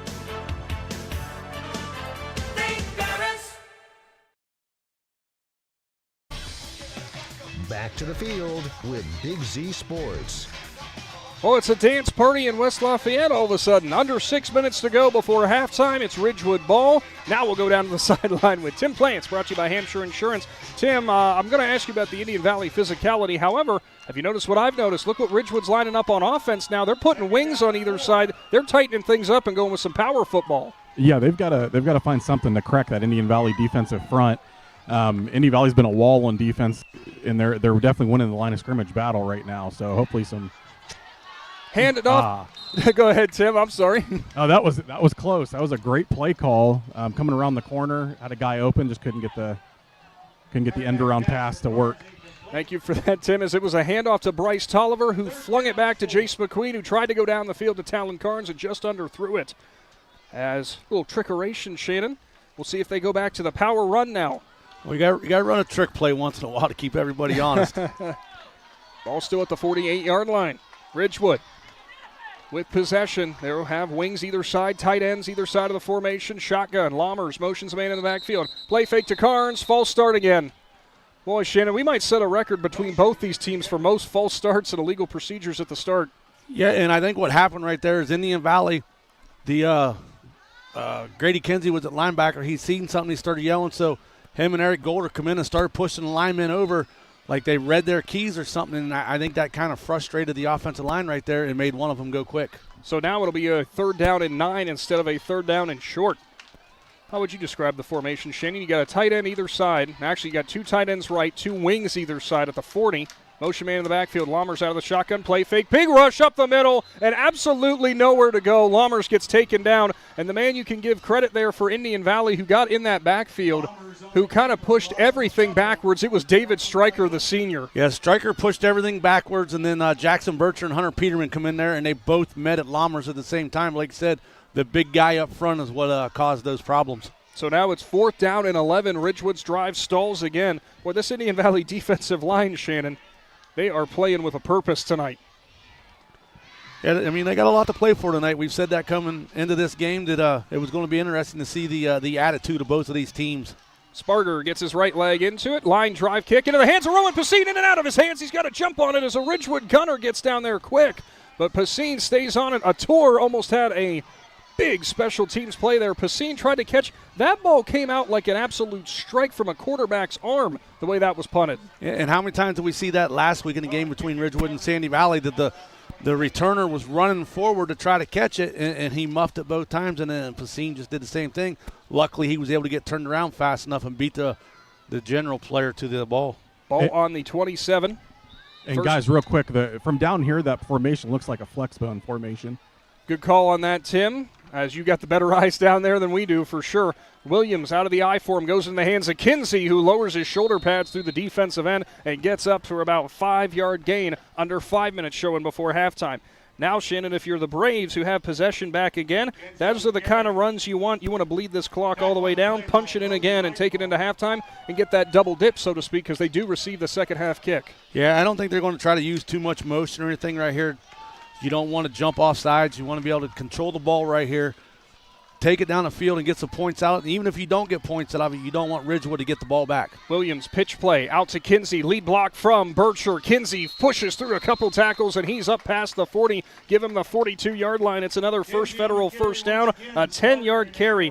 Shannon, I do not know exactly where his numbers fall right at this moment, but we knew that Grady Kinsey this season was definitely going to be pushing the single-season rushing record for the Indian Valley Braves. And after this first half, he might be closer than we think. Well, he came into this game with 1,751 yards, and the record for a season is 2017. So we'll check in on that at halftime, I guess.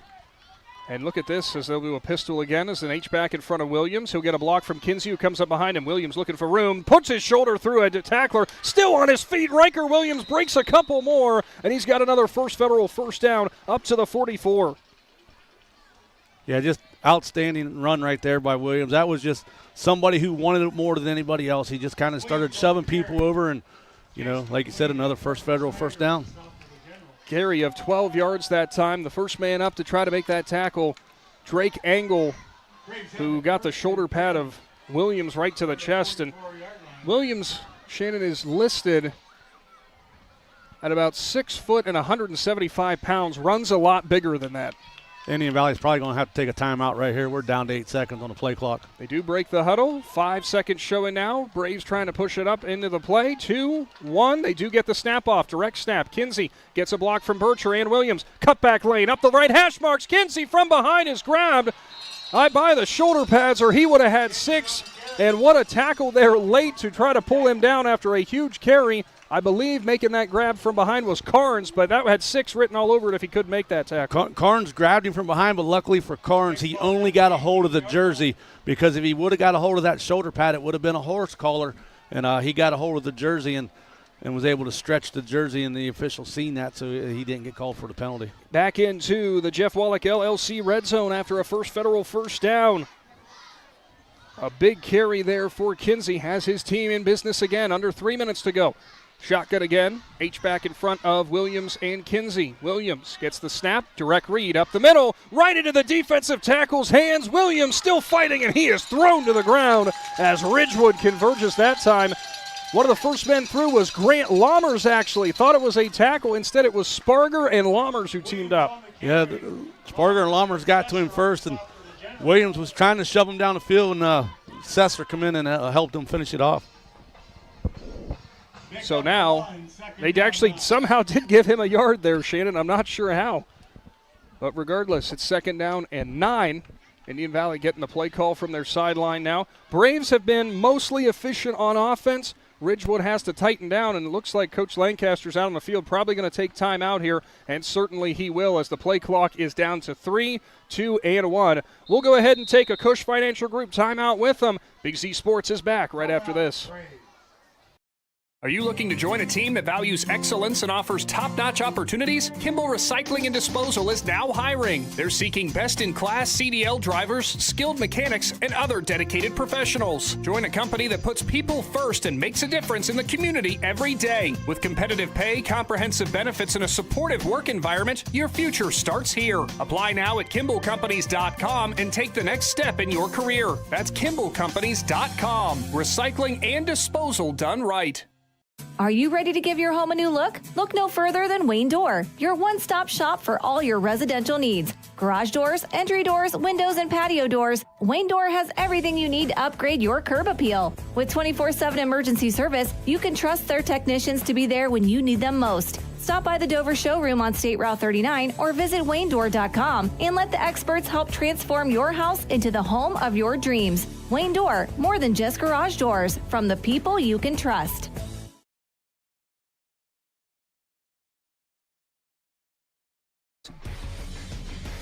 Back into West Lafayette, under 2 minutes to go here. Indian Valley up 21-0, and they're looking for more against Ridgewood.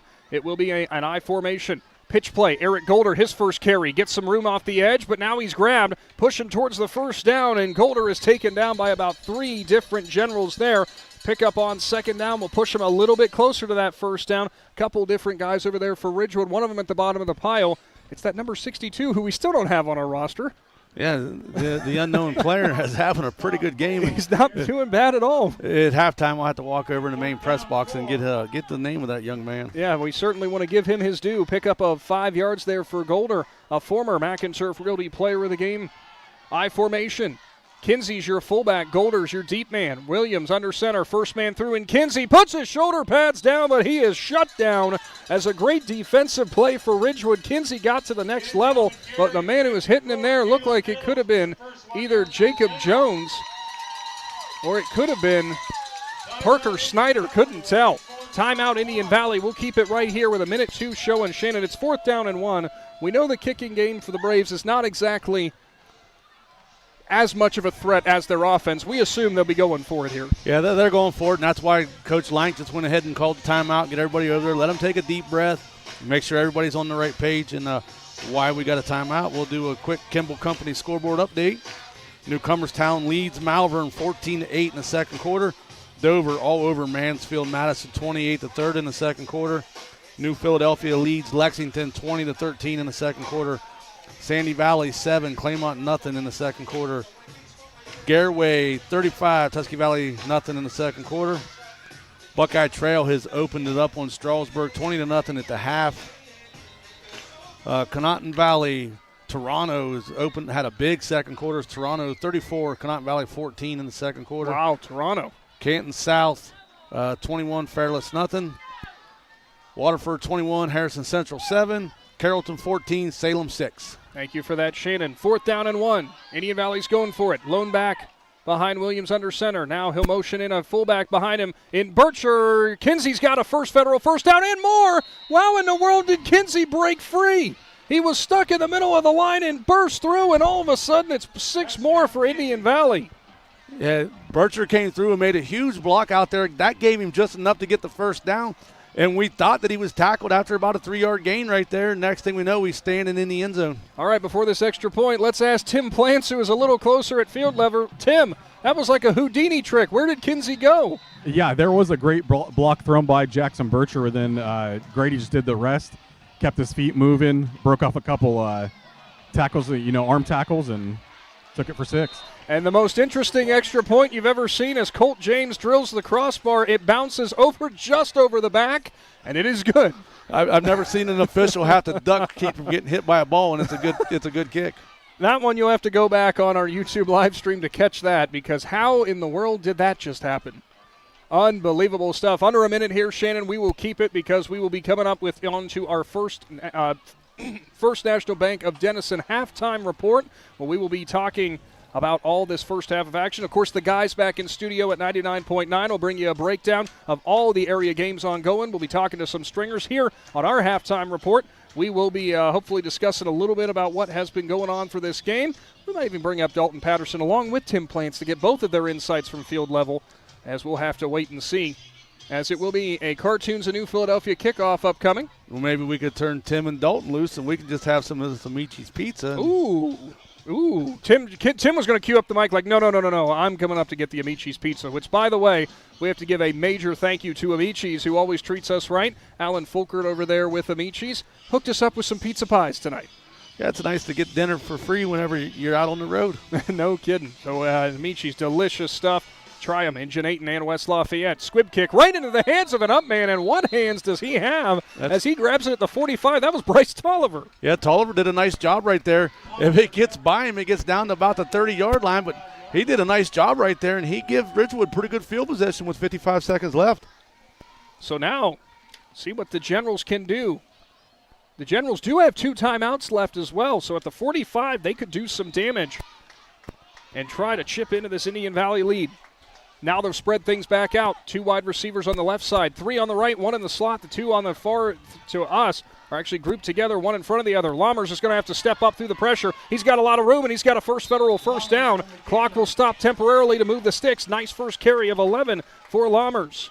Yeah, Caden Riggs come from a long ways away to make that tackle right there, but Lammers with a big gain right there, going to get himself in scoring position here. 12-yard carry, ball at the 43. Clock continues to run.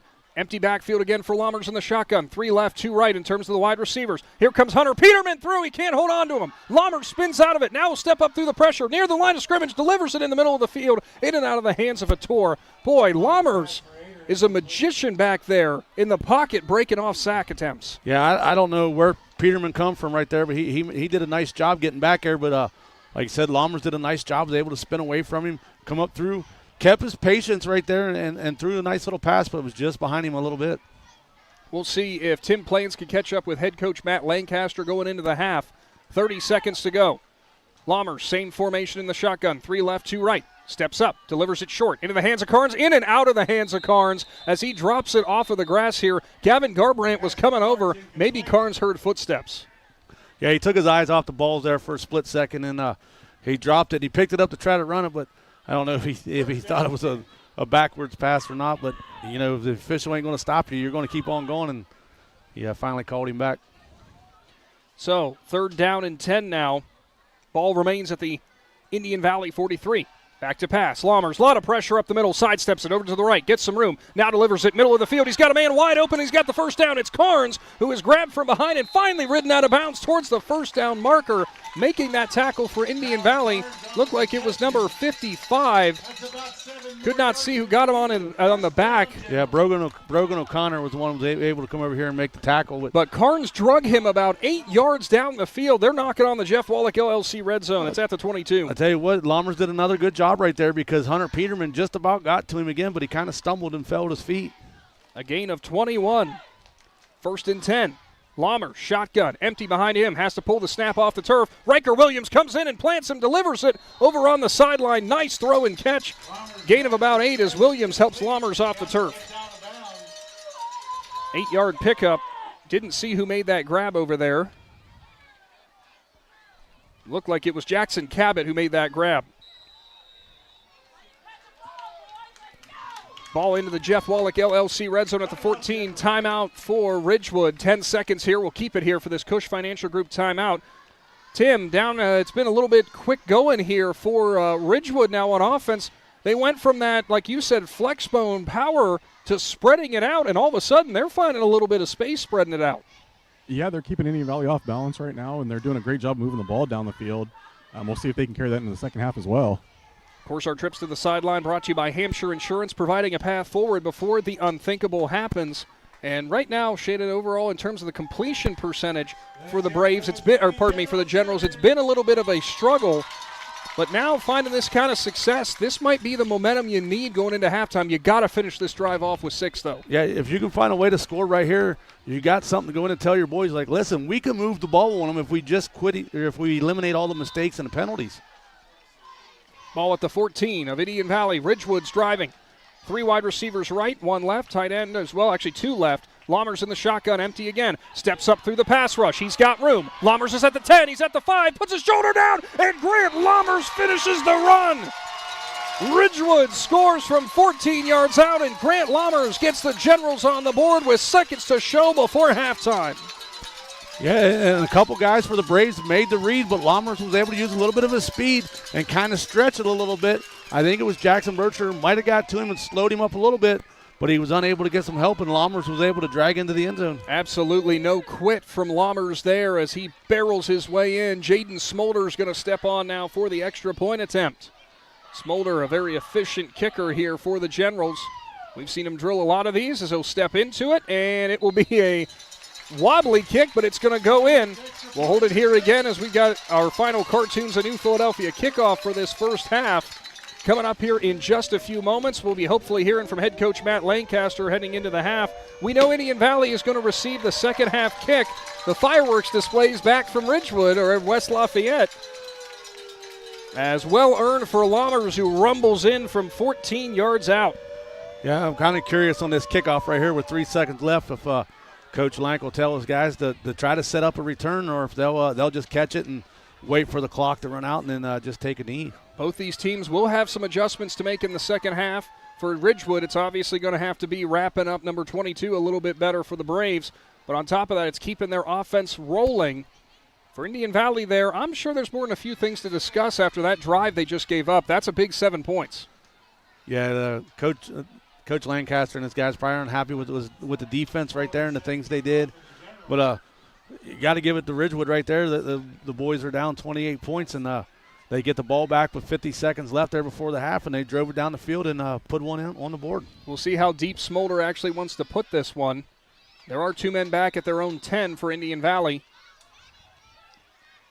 As Smolder runs up to it, and he will dribble it on the ground, and up man for Indian Valley grabs it, and we'll look for a return. It's Gavin Garbrandt going off the right side. Garbrandt's got some room down the Indian Valley sideline, but he is taken down at the 38-yard line, and that's how we will end this first half of action from West Lafayette. Indian Valley is up 28-7. We'll see if we can find Tim down there, if he's going to be able to run down Coach Lancaster. We see him standing over there. A lot to be positive for the Braves, and if you're Ridgewood, you certainly have to be happy the way that first half ended after you got your first real sustained drive. And it definitely was sustained because it ended in 6 points.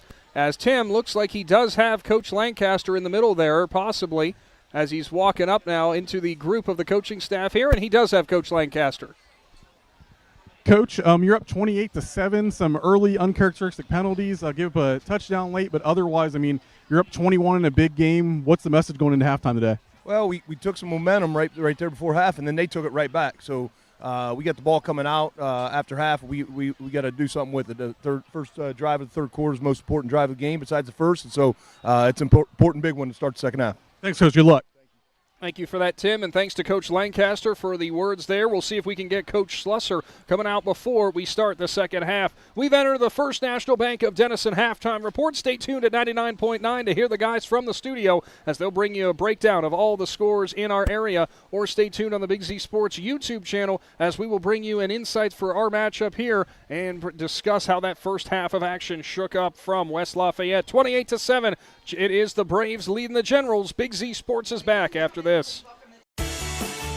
The certified public accountants at Niedenthal & Company believe in the value of relationships. Niedenthal & Company has been in business for over 50 years in your community, helping individuals and businesses grow. Niedenthal & Company can help manage and prepare your payroll, plan your estate, and prepare your business and personal income taxes. Stop in to the Niedenthal facility on North Worcester Avenue in Dover and become a valued client today. Is your vehicle banged up? Do you want fast, professional service to get you back on the road? Then call Impact Collision in Newcomerstown. Whether you need auto glass replacement, paintless dent repair, assistance with warranty and insurance, or just a free estimate, Impact Collision has you covered. So next time you need a repair, call Impact Collision in Newcomerstown. 740-492-0987. Open Monday through Friday, 8 to 5. Schedule your appointment today and let Impact Collision work for you. With Room by Room, new from Carpet One, we've made finding the right floors easier than ever. Browse our curated collection of flooring options and shop by color, design, and lifestyle.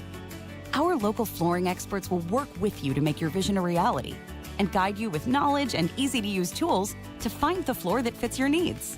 So if you're ready to transform your home with beautiful new floors, scan the code to get started and come see the Room by Room difference for yourself. Exclusively at Carpet One Floor & Home.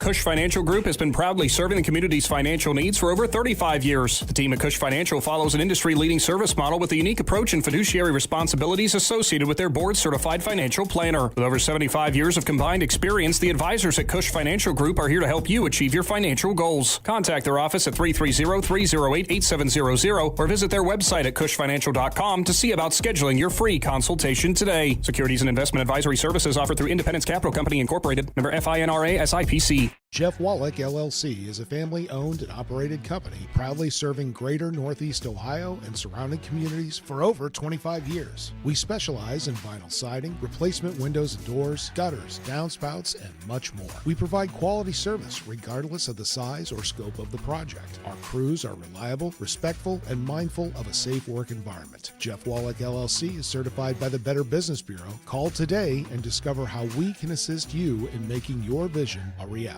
When you think pizza, think Amici's Pizza with locations in West Lafayette and Hutton. Amici's Pizza offers you your favorite traditional pizzas, as well as specialty pizzas, subs, wings, and salads. Everything from the dough to the sauce is made fresh daily. There's just something different about a pizza from Amici's. Try one today in West Lafayette or Hutton. Big city taste for a small city price. Learn more. Find Amici's on Facebook. Lutz Body and Paint, located at 7573 Wolf's Crossing Road in Hutton, is there for you when a never-planned auto collision repair is needed. Lutz Body and Paint performs the auto body and painting services needed to get your vehicle back to looking showroom new in a timely manner at a reasonable price and provides free estimates. Lutz Body and Paint is a proud supporter of the Indian Valley School District and wishes best of luck to the Braves athletes participating in tonight's game. Ron's Heating and Cooling in Denison has been serving this great area since 1977. At Ron's, no matter what you need, they can handle it. From heating and cooling to standby Generac generators, water heaters, tankless water heaters, mobile home equipment, duct cleaning, and 24-hour no-heat service. Winter, spring, summer, or fall, all you have to do is call 740-922-5252. Ron's Heating and Cooling proudly supports high school sports and would like to wish best of luck to all local athletes participating this season. Top Notch Auto on East Plum Alley in Janaden, your one-stop shop for all your vehicle needs, offering an experienced staff that can handle just what you need to keep your vehicle running at its best. Top Notch Auto specializes in diagnostics with state-of-the-art diagnostic equipment. Whether your vehicle needs routine maintenance or major repairs, Top Notch Auto can handle all your vehicle needs. They also offer a large selection of tire brands, including Goodyear, Kelly, and Cooper, just to name a few. Find Top Notch Auto LLC on Facebook or call them at 740-561-4100.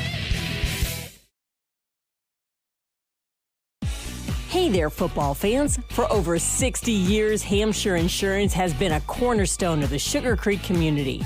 We specialize in home, auto, life, commercial, and farm insurance. With our friendly and efficient service, you can rest easy knowing Hampshire Insurance is providing a path forward when the unthinkable happens. Give us a call at 330-852-4087. Hampshire Insurance, proud supporters of high school sports and your trusted neighbors in Sugar Creek. Welcome into your First National Bank of Denison halftime report. Indian Valley leads Ridgewood 28-7. And right now, as it currently stands, Shannon, it has been the Grady Kinsey show for the Braves.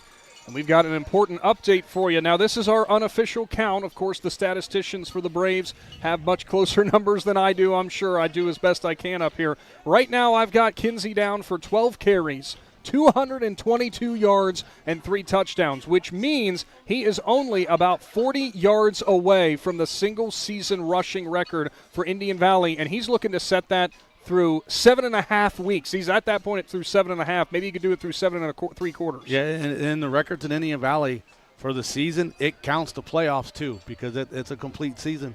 So, I mean, he's going to do this in way less games. Yeah, we'll see how many he actually ends up with. We'll see how much he's carrying the ball here in the second half, too, and we'll see if the official record is broken. You know how I'm almost positive that we're going to know if he does pick it up? What the Indian Valley sideline's going to do, because I promise you there were more than a few people over there who were tracking it as closely as we are. But outside of any records, let's look at how that first half shook out there. For Indian Valley, we look at them as their first drive ended on a 4th down conversion in which it was Riker Williams who hit Jackson Bircher, who leaked out the backside on a swing pass for 23 yards and the touchdown. After that, it took one play. After a Ridgewood failed drive, it then resulted in the Braves going 88 yards on one carry for Kinsey. Then from there, it was Grady Kinsey from 4 yards out on a touchdown. Indian Valley then had to punt on their 4th possession, and then their 5th possession ended up in pay dirt with Kinsey again. 4 out of your 5 drives, Shannon, have resulted in touchdowns. That has to make Indian Valley happy.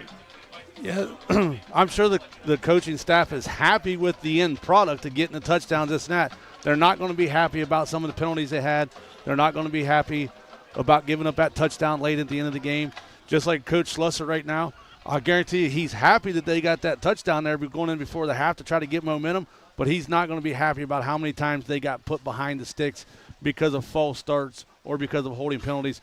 For these two powerhouse teams, I don't know if it's the atmosphere or if it's the noise or something that's made both of these teams have uncharacteristic penalties that they normally don't have, but right now I'm sure they're being addressed at halftime. Oh, without a doubt. We know that they are discussing that plenty. I'm going to 100% make sure the next time we go to break, I'm going to go through and see if we got the numbers right for Kinsey, though, on those records. But for the Ridgewood Generals, I know they're happy about how that end result for that first half went in terms of ultimately picking up that score. But before that, I know Ridgewood's beside themselves with how the uncharacteristic mistakes we've seen from the Generals tonight.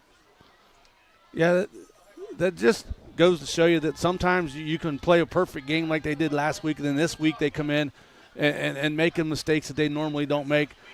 You know, they're without one of their best players on their team, their speed guy in Humphrey, who was unavailable for this game. So some guys have to change up the way they do things.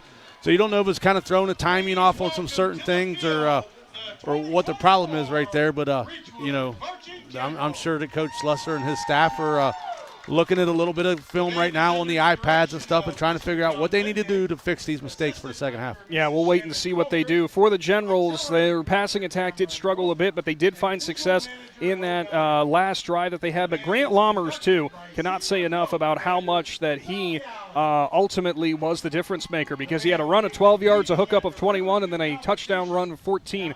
That's the kind of drives that Ridgewood wants to see, that efficient scoring offense. Yeah, Lammers, you know, he's been the workhorse tonight for the Generals. He's done a lot of everything, and he's ran the ball, he's thrown the ball, he's been everywhere on defense, and he's up to the challenge.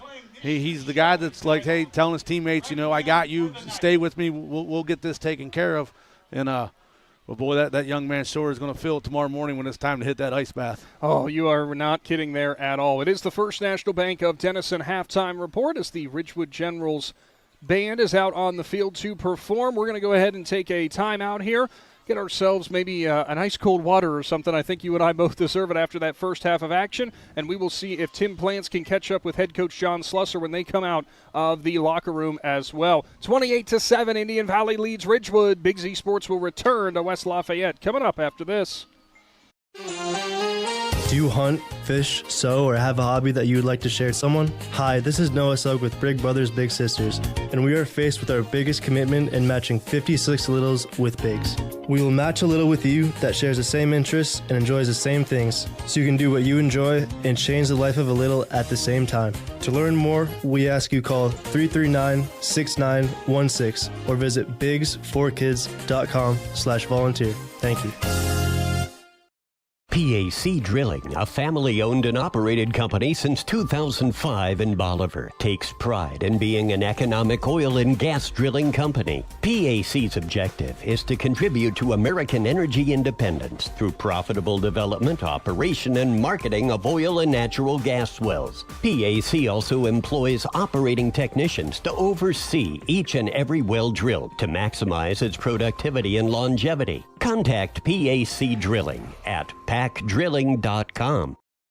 Triad Roofing and Services in Strasburg has been your commercial flat and sloped roofing professionals since 1979. They do commercial roofing and offer free estimates. Businesses, now is the time. Set your appointment before the weather changes. They can fix your roof before problems occur. They offer maintenance plans. Will come out twice a year, clear drains, and inspect your roof. To find out more, go to triadroofingandservices.com. That's triadroofingandservices.com.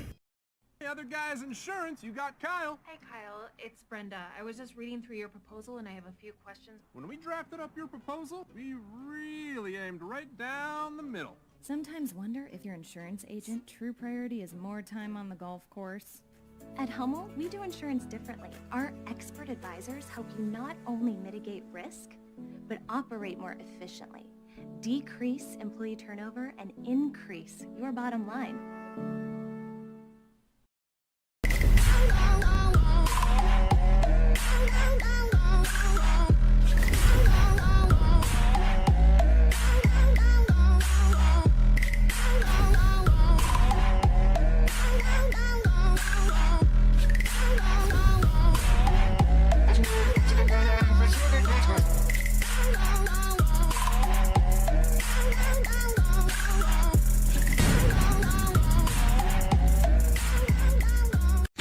When you're traveling to the game, there's a great way to see your directional map on a new radio from Cartoons in New Philly. Just plug in your phone, and all your maps and apps and Bluetooth devices are right on your radio.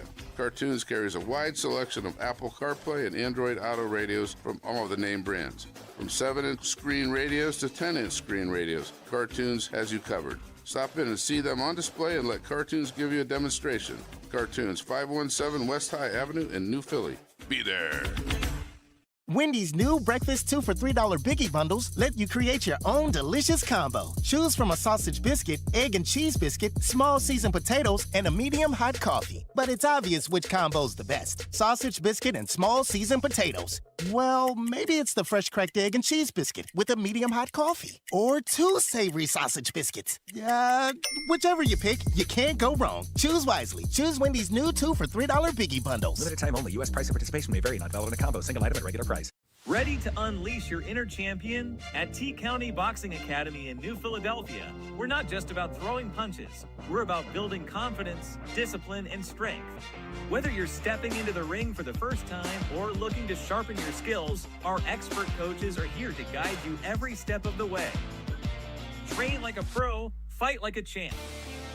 T County Boxing Academy, where champions are made. Sign up today and start your journey to greatness.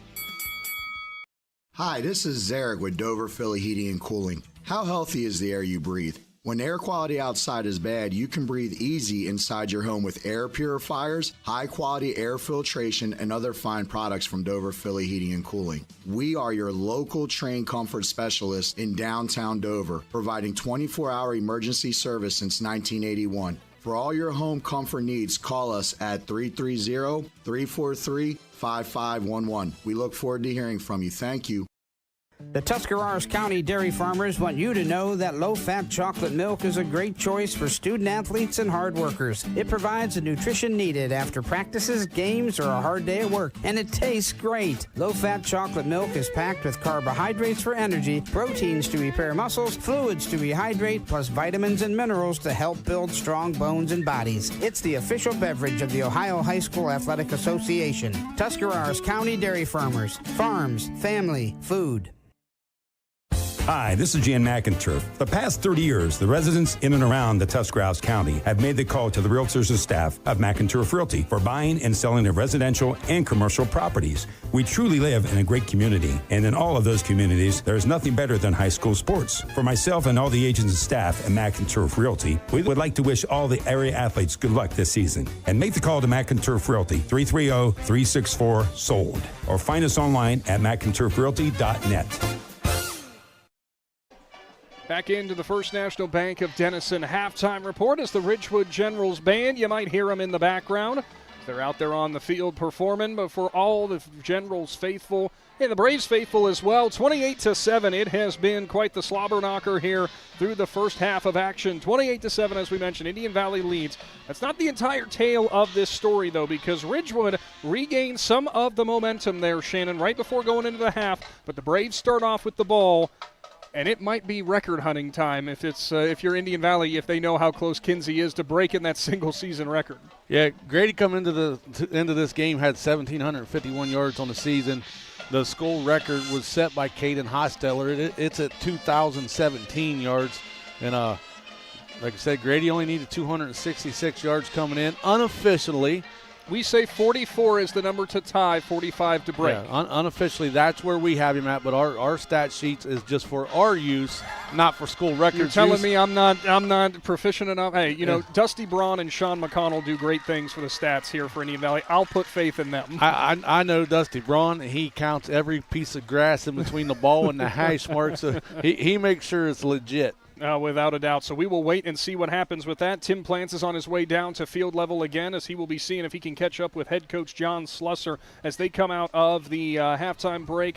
I'm going to put you in the mindset of a player right now into that Ridgewood locker room and what you are hearing from your coaches right now. What do you think the Generals are talking about in terms of their coaching staff on what needs to be adjusted? Right now they're telling them defensively we need to tackle. We're hitting him at the line of scrimmage, but he's just dragging us. He's running us over, and he's just out physicality, or he's more physical than we are. And they got to come out right here and get a stop. They did a great thing by getting this touchdown, because if Indian Valley does go down the field and scores, it won't be a running clock yet because of this touchdown. So, but the Generals have to come out and get a stop right here and turn around and put another touchdown on the board to make it a 28-14 early into the third quarter. Yeah, and there's about 2 minutes showing on the clock here, and we are going to see if we can catch up with head coach John Slusser coming up shortly.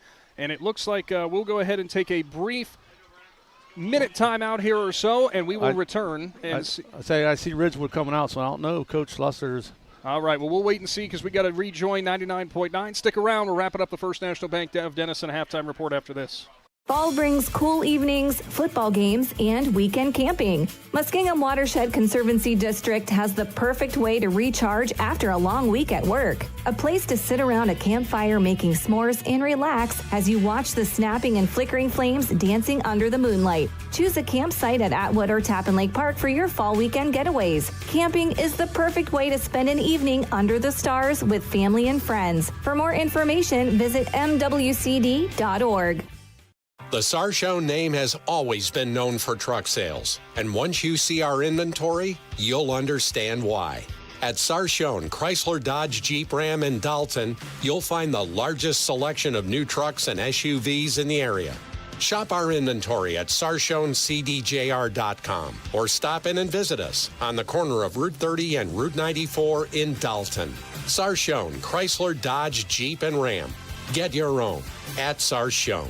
Into your First National Bank of Denison halftime report, and it looks like Tim Plants is down on the field level. He is tracking down head coach John Slusser, who's walking over to him now. Tim, if he's got a minute, go ahead and take it away.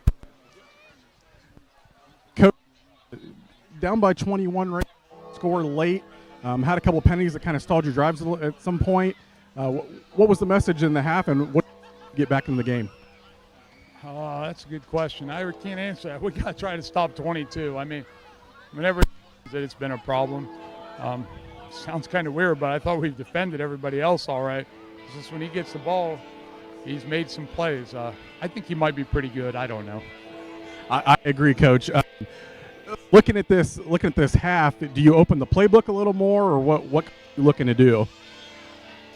Do whatever we can to score, right? I mean, we moved the ball there a little bit and empty at the end of the half. I'm sure we'll come back to that. But, we ran the ball at times really well. We just always have a big negative play at some time. I think we can run the ball. It's just hard when you can't bust one. We're getting 8 yards on first down, then 7, then we get a penalty, and we're getting a second and 12, and we haven't been able to make that up. Thanks, Coach. Good luck in the second half. Thank you very much. Thank you for that, Tim, and a thank you to head coach John Slusser for his insights there on what they talked about at halftime. Don't count out the Generals by any means. We're going to take one final brief timeout. When we return, second half of football action from West Lafayette is on the way with Big Z Sports. Gillan Body Shop knows that when their business is needed, it's never planned and it can cause quite the inconvenience. That's why Gillan Body Shop makes the process as easy as possible for their customers by making sure the work is completed right the first time. Gillan Body Shop has experienced staff that give all completed work a 100% guarantee. So when those unplanned repairs to your vehicle are needed, there's only one choice. Gillan Body Shop on Cary Avenue in New Philadelphia. Find them on Facebook. This is Brian Williams, commercial lender with the First National Bank of Denison. The day you decided to open your business, you planted the seed. As your roots become stronger, the First National Bank of Denison is here to help your business grow. Strong businesses make strong communities, and because we live, work, and raise our families here, your business benefits us all. Whether you need more space, equipment, or inventory, come see us today for your next business loan. We are a local bank with local decision makers, and your success is our greatest reward. At the First National Bank of Denison, we have our roots where others have their branches. Equal housing lender, member FDIC. This is RJ Jacobs from DAC Vitamins and Minerals. Did you know that DAC Vitamins and Minerals has more than 40 proven equine supplements that include daily multivitamins, joint, digestion, reproduction and fertility, calming, and many other specialty products? DAC also carries a complete line of livestock products called DAC Show Contender. Feed DAC Vitamins and Minerals to get the competitive edge in the show pen. We've been feeding champions since 1983.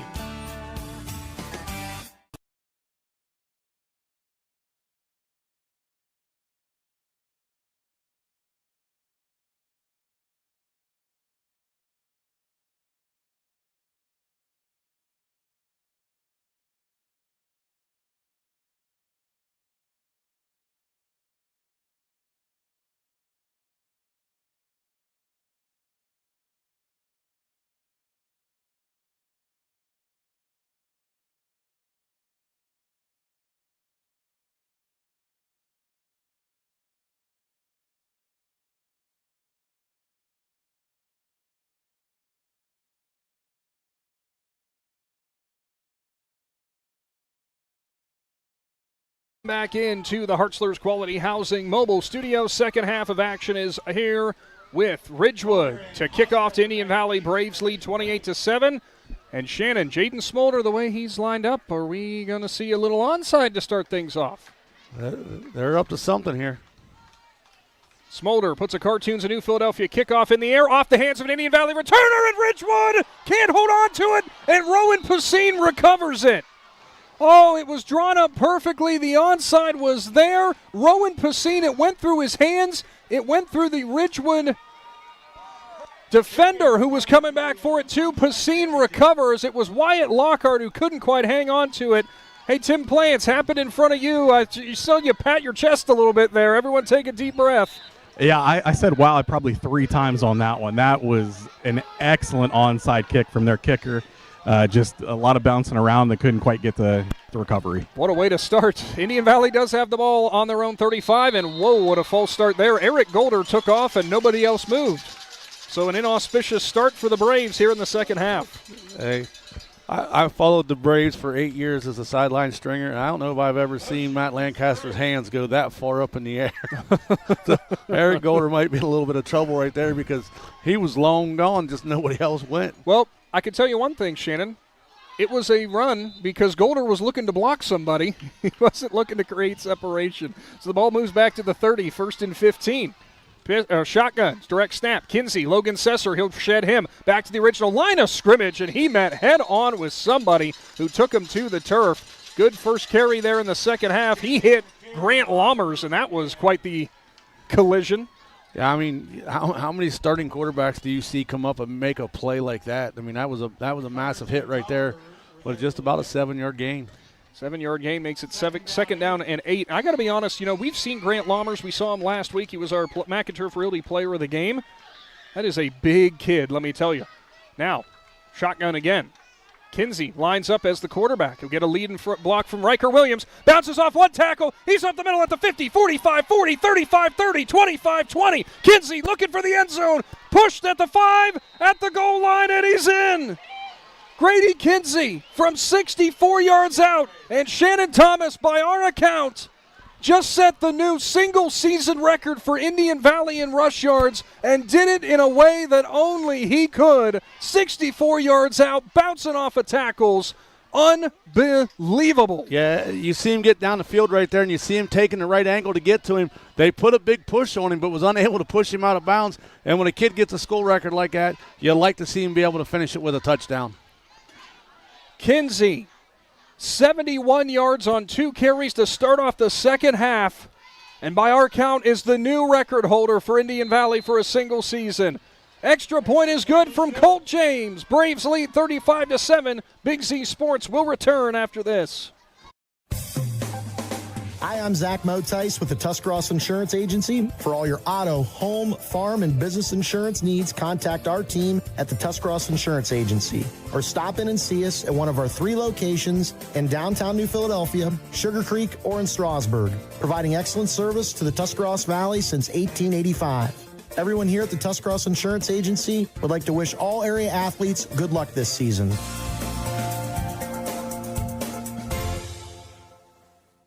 Novelis Urixville is the world leader in aluminum recycling, and they need you. They are currently hiring general laborers and equipment operators. Pay starts up to $22.50 per hour with industry-leading benefits. To apply or find out more, go to novelis.com/careers and search Urixville. That's novelis.com/careers and search Urixville, or call 330-663-3961. Novelis is an equal opportunity employer.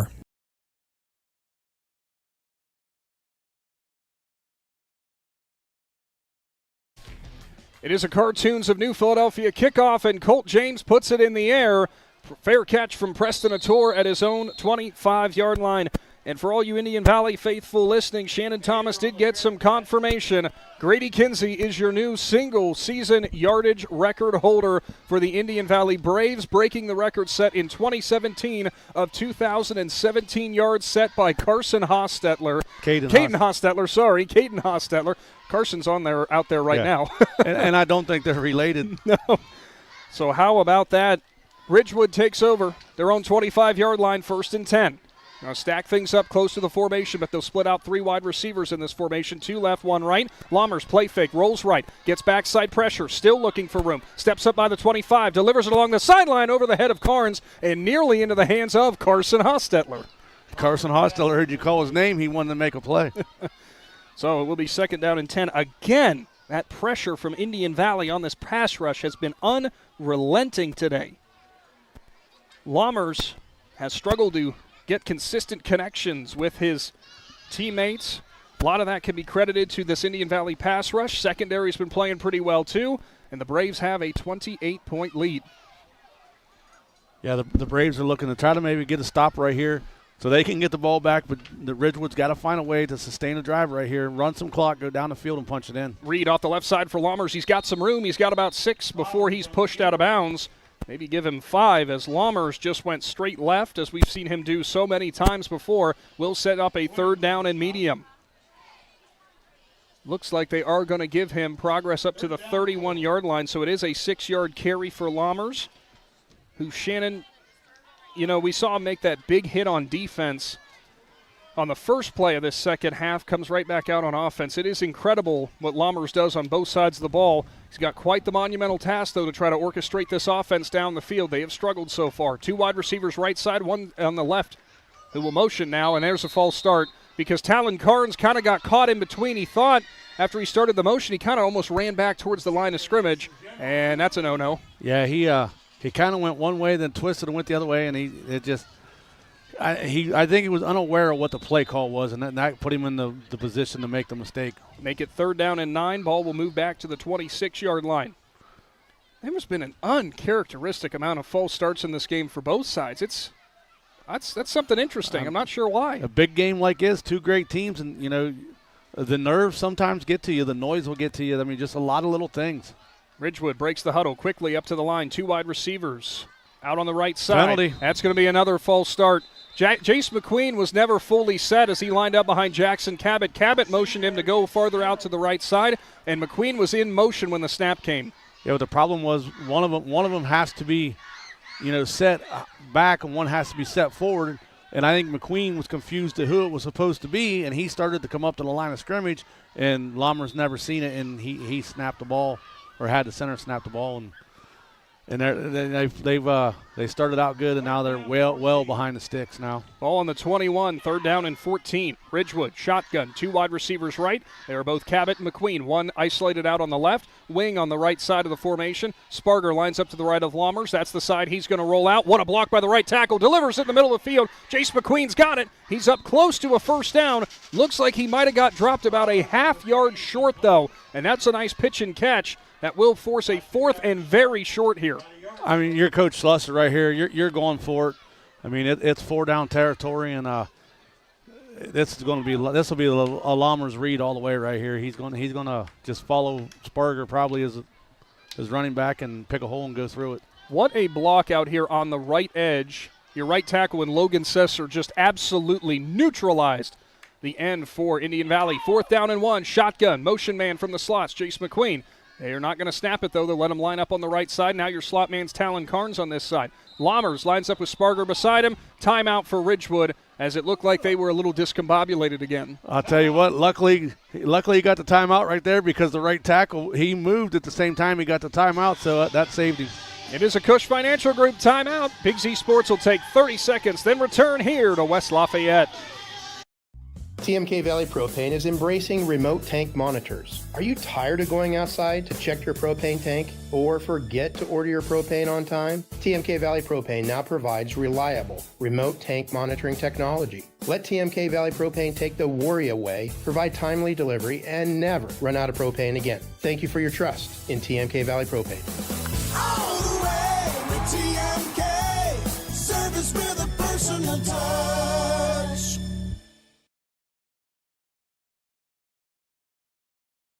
Back into the Hartzler's Quality Housing Mobile Studio. Big 4th down and 1 upcoming. Ridgewood, under 10 minutes to go here in the 3rd. They are down big, but they're looking to keep the momentum going here in the second half.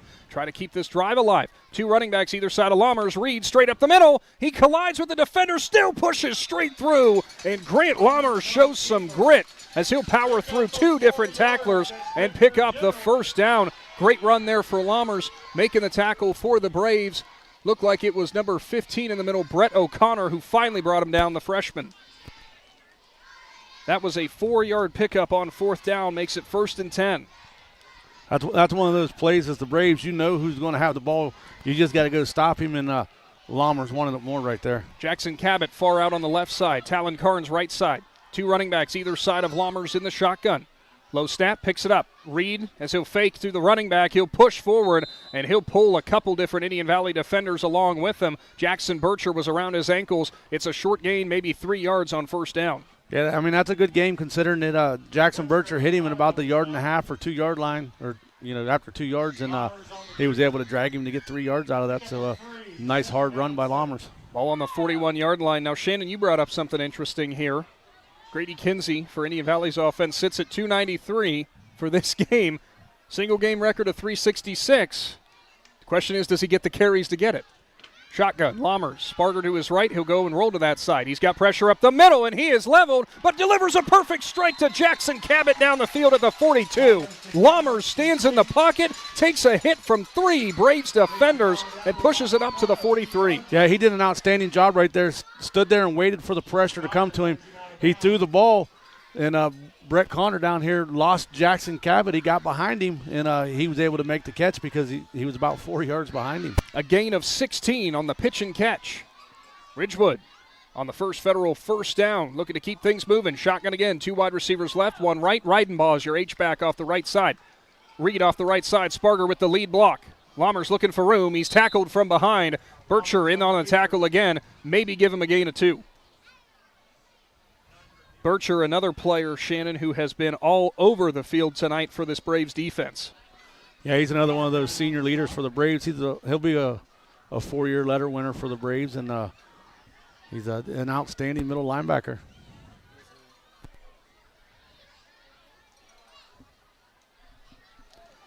.41-yard line, 2nd down and 8 upcoming. Shotgun again, Lammers with Sparger to his left. Reidenbaugh lines up as a wing on the left, and the snap came back. Lammers wasn't ready. He has to run forward for it, and I think a Brave might have recovered it. Indian Valley's pointing their way, and it is their ball as Lammers wasn't ready for the snap. It was off of his ankles, and Hunter Peterman alertly dives on it. Yeah, now that was Caden Riggs, number 12, that came up with that one right there. It was 52. Oh, I thought Riggs stood up. And handed the ball. Oh, maybe you're right then. So both Peterman and Riggs were down. Good eyes, Shannon. Yeah, I was on the ground fighting for the ball, and Caden Riggs actually, I think, stood up in the air and held the ball up in the air, and the official come in and made the call. So a turnover, the second Ridgewood turnover, gives the ball right back to Indian Valley. 8:37 showing in the third. Shotgun, 3 wide receivers will bunch up together on the right. 1 left in the shotgun. Bircher lined up beside Williams. Williams going to go straight up the middle behind the block of Bircher, and he will deliver a run of about 6 on first down. Williams on the carry, Spartan on the Yeah, nice big run right there for Williams. They use Bircher as his lead block. They spread Kinsey out wide along with Golder and Faulkner. Ball will go up to the 47, so I misspoke. It was a gain of 5 rather than 6. Riker Williams, Shannon, pretty good game for him running the ball. Not a ton of passing for him in this game. A little bit different. We've seen Indian Valley throw a little bit more sometimes than we're used to. They have just went smash mouth tonight. They'll go under center with a single back formation. Now Bircher lines up in the backfield. Quick handoff to Kinsey. Not a lot of room. He got leveled. Talon Carnes was one of the guys hitting him, and I believe the other one who was in there looked like Logan Reidenbaugh. Yeah. Might have also been Bryce Tolliver who smacked him in the middle of the line there. Yeah, there's not too many things you can say about how physical this game's been between both of these teams. We understand that Kinsey has had a lot of big runs, a lot of break-off runs because of his, how physical he is. But, man, when they meet in the middle like that head on, man, it sounds like 2 trucks colliding. Tolliver, the sophomore linebacker, 6 foot, 176 is what he's listed at. That was 2 freight trains colliding. I formation on this 3rd and 2. Williams fakes the pitch. Now he'll go back to pass. Has to roll left. A lot of pressure. Delivers it. Has a wide-open receiver in Rowan Pacine. It's going to be a first down as he's up past the 35 to the 30, and he's shoved out of bounds as Williams was a little slow to get up there, but he does get up off the turf. Maybe a little hobbled, Shannon. Yeah, he took a pretty big hit right there. And when you're up by this many points, those are plays you don't want to see your quarterback take a hit. And he jogged all the way over to the coaches to get the next play, so – that was a pickup of 19 to Pacine, his first reception. But yeah, Shannon, bated breath maybe for some Indian Valley fans as Williams does come back out on the field. I know he is a tough kid as a sophomore. Yeah, with this lead and with 6 minutes to go in the game, the seeing ways hobble, and I would be shocked if there's any more quarterback reads right there. Williams turns, hands it off. Kinsey patiently off the left side. He is gang tackled, but he's still trying to hold up a bunch of different players. Almost got bent over backwards. They will quickly help him up. Jackson Cabot was in there, as well as number 52 in Jacob Jones. Well, there has been no lack of hitting as this game has wore on. Yeah, and right now you're playing for pride. 2nd down and 8. That was just a 2-yard carry for Kinsey. Probably one of their more successful defensive stands there for Ridgewood. Indian Valley taking things slowly here in this 3rd quarter with the big lead. Eric Golder's going to line up behind Kinsey now, who'll be up as a fullback. I for him again. 2 tight ends off the right side of the formation. Play fake. Williams has no time. He's sacked by Lammers. And it almost looked like he broke away, but instead his knee went down. Grant Lammers pulls him down at the 40. Yeah, nice play right there by Lammers to get in there, and big loss for the Braves. On the sack, a loss of 11. A quick Ferris Chevrolet scoreboard update. Malvern has taken the lead on New Cumberstown, 22-21. Probably with the extra point yet to come on that one because the score just changed on me. Dover leads Mansfield Madison 28-3. New Philadelphia 20-13 over Lexington. Sandy Valley all over Claymont 21-7 in the 3rd quarter. Garraway up on Tusky Valley 42-7. Thank you for that, Shannon. Pistol formation. 3rd down and 19. Faulkner motions from left to right, slowly behind the line of scrimmage. Williams, straight drop. They were looking for a tunnel screen to Golder. They'll get it to him, and he is lit up again. There is a flag down in the middle of the field here.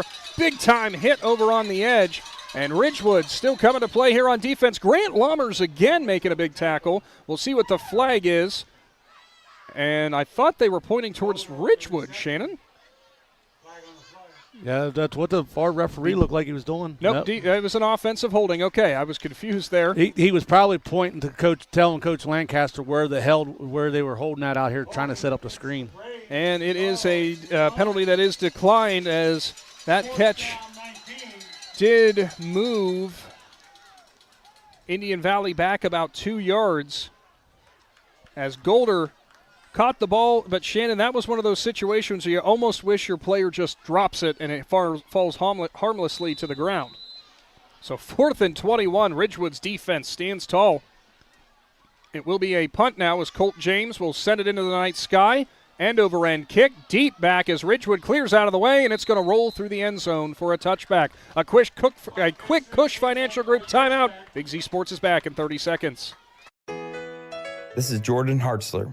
At Hartzler's Quality Housing, our goal is to help customers achieve the dream of home ownership. We have been a family-owned, affordable housing business for over 40 years. We value our customers and have the knowledge and experience to help you walk through the home buying process from start to finish. Conveniently located just off I-77 in New Philadelphia, stop by and browse their model homes or learn more by visiting Hartzlers.com.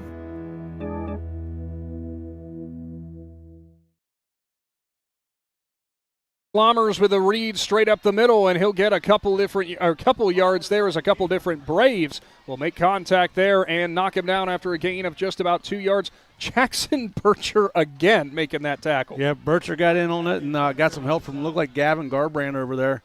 So Lommers, a little short run right there. And the Generals now, they had that big stop right there. They look like they got a little bit of the momentum here. They got to make something happen here with only 4 minutes to go in the third quarter. Pistol, one tight end, right side. 2 wide receivers. One in the slot is McQueen. Handoff, Sparger looking for room on the left. He'll put his shoulder pads down, and he's not going to get anywhere as he'll get to the line of scrimmage and knocked back. Quite the collision there on the edge as Sparger was hunting somebody to hit. Looks like Eric Golder was in on that play. Take it back. It was Riggs. That's the second time I've taken some credit away from Riggs. He's having a nice game on defense. Yeah, the Braves, they play a lot of young players on defense, and so Ridgewood, they got some young kids. So both of the futures are looking bright for these programs. 3rd down and 8. Ridgewood breaks the huddle. 3 wide receivers stacked out on the right side, 1 on the left. Lone running back in the backfield with Lommers is going to be Sparger, lined up to his right. Lommers fakes to Sparger, rolls right. Backside pressure, delivers to Jackson Cabot, who comes back and makes the grab, and it's enough for a federal first down at about the 33-yard line. And again, those comeback routes, Shannon, are working for Ridgewood. Yeah, he found a spot in between Carson Hostetler and Eric Golder right there and just kind of sat down, and nobody really knew who was supposed to have him and turned it into a first down. Gain of 11 yards. 35-7 is your score. 3:15 showing on the clock in the third quarter. We said, don't forget, Ridgewood is not going to go away lightly. They're looking to keep this drive rolling. 3 wide receivers left side. Low snap. Lommers picks it up. He'll go to Sparger on the swing pass. He's got O'Connor coming out there. Can't make the tackle. Breaks away from the corner. Now he's up close to another first down as Sparger turns something out of what looked to be nothing as O'Connor was bearing down on him but couldn't make the tackle. Yeah, and he got the first down, so there's another federal first down for the Generals. And they're kind of running players in and out here real quick, trying to, get things moving along. Ball up to the 43-yard line. Ridgewood with a little bit more momentum. Shotgun. It is Lommers to the right side, H-back left side and riding ball. It's going to be a Lommers read off the right side. He is held up. He breaks away, gets to the middle of the field, breaks another tackle. Grant Lommers down the right hash marks. He breaks free. Riker Williams is the last man to beat at the 5. Dives. Touchdown, Ridgewood. Grant Lommers from 43 yards out, broke off 3 different tackles in the middle of the field, took it down the right hash marks, and the Generals keep clawing their way back. Yeah, the Braves had him stopped. They should have had him stopped right around the line of scrimmage, and his determination to get going, and he just broke 3 or 4 tackles, spun around. Next thing you know, he's standing in the end zone. Jaden Smolder to step on for the extra point. We said Lommers does not know the meaning of the word quit earlier on in this game, and that was a perfect example right there as he cuts the Indian Valley lead. Smolder is ready. Cabot to hold. As the snap is back, ball's down, in the air, and it is going to go through, and it's now 35-14. Ridgewood fighting back. Stay tuned with Big Z Sports. Are you neglecting your building's fifth wall? Did you know something as simple as a clogged drain can lead to a destructive roof leak? Protect your business assets with WM Commercial Roofing's Umbrella Care program. This program will provide you with regular maintenance surveys and repairs to extend the life of your roof. Invest in your business with our top quality materials, advanced techniques, and skilled craftsmanship. Are you ready for a reliable partnership? Visit our website, wmcommercialroofing.com, and follow us on Facebook and Instagram to learn more. In the rolling hills of Holmes County, we tend to do things a bit differently. At Kime, we're in the business of uncommon experiences, and we're here to care for your project like we care for our own. We believe that quality matters and want to help you get it right the first time, because your project deserves it. So visit Kime Home Center, your source and destination for all things home, building, and woodworking. Kime, built on trust since 1911.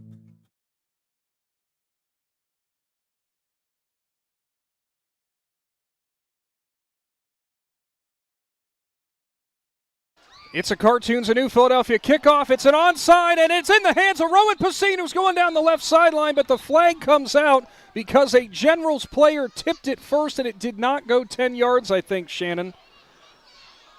I would imagine that's the call, but Pacine's the one who grabbed it. If it was tipped before 10 yards, I didn't know they blew that play dead. Yeah, but I'm not sure if they're going. Did Pacine go forward? Oh, Generals player putting his hands on his head right there. It would have to have been tipped by a Generals player. Yeah. That would be the only reason, and that looks like what they were explaining to head coach John Slusser down here for the Generals, who looks irate at the call. Pacine did recover it cleanly, though, and really had some open space down the left. Well, we're getting confirmation from our Claxon Communications crew, who are tipping their fingers as it was off of a Generals defender. So we'll see what the call does officially come in. Coach Slusser is still out there talking about it. Hey, there's something about onside kicks against Indian Valley that Coach Slusser don't have luck with. I think it was last year at Indian Valley he did an onside kick, and or maybe Indian Valley did the onside kick, and one of his guys caught it and ran right past Indian Valley for the touchdown. But the official inadvertent whistle blew it because he didn't know the rule. He didn't think he was allowed to advance it. No, on an onside yard. And so Slusser was irate there in that game. And so that would have been illegal touching. They're going to make Ridgewood re-kick because they moved it back to the 35. So Smolder's going to try it again. And we'll see how this Cartoons of New Philadelphia kickoff goes this time. Onside, straight up in the air. Got to go 10 yards. Indian Valley player touches it. It's in the hands of the Generals, and looking for room is 35 in Gabriel Lamnick. Generals ball. Unbelievable, Shannon.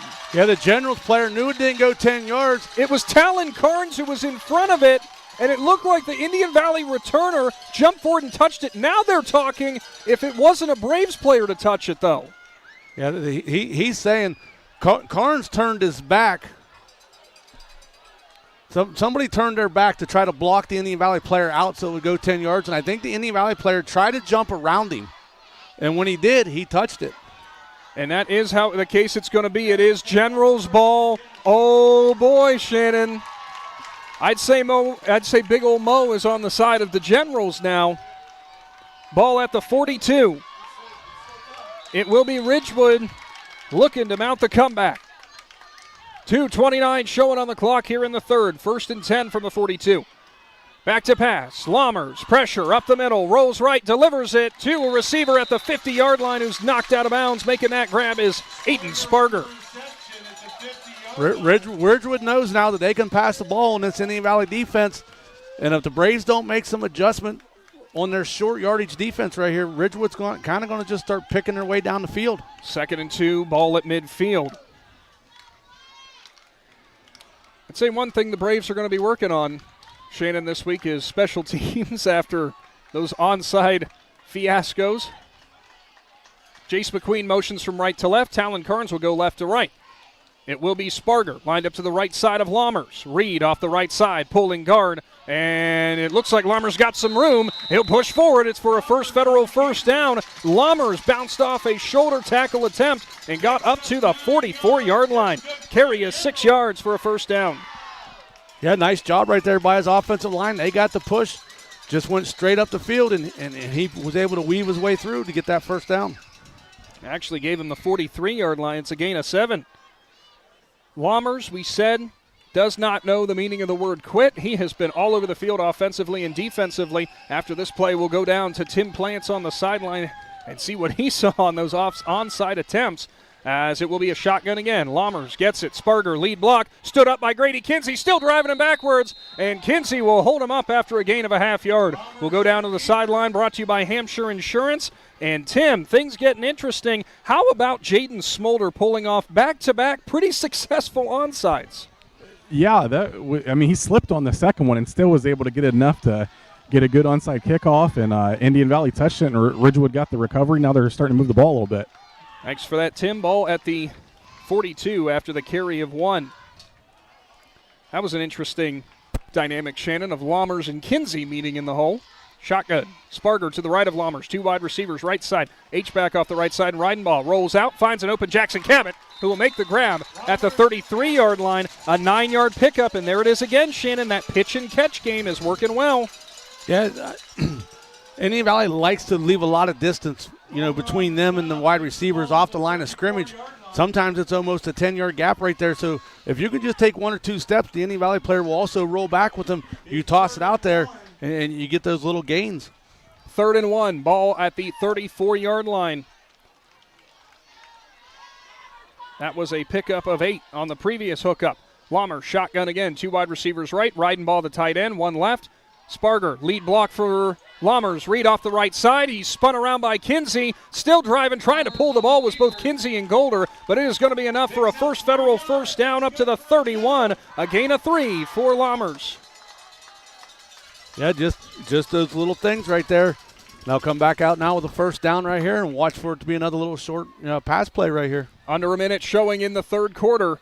Ridgewood trying to mount the comeback. They're down by 21. They're going to have to keep working quickly. They'll break the huddle. It will be McQueen lined up out wide left. 2 wide receivers right. Reidenball on the edge of the formation as a tight end. Lammers in the pistol. Turns. Hands it off. Sparger looking for room on the right side. Spins out of 1 tackle. Still fighting. Still on his feet. Pushing through more. Up to the 25. Ball came out, but it looks like they're going to call it down by contact. I think the whistle blew before it finally got ripped out. A 6-yard carry for Sparger. Yeah, Sparger was trying to go down, and it looked like somebody was trying to hold him up by, ripping at the ball. So apparently his knee must have touched the ground right before it came out.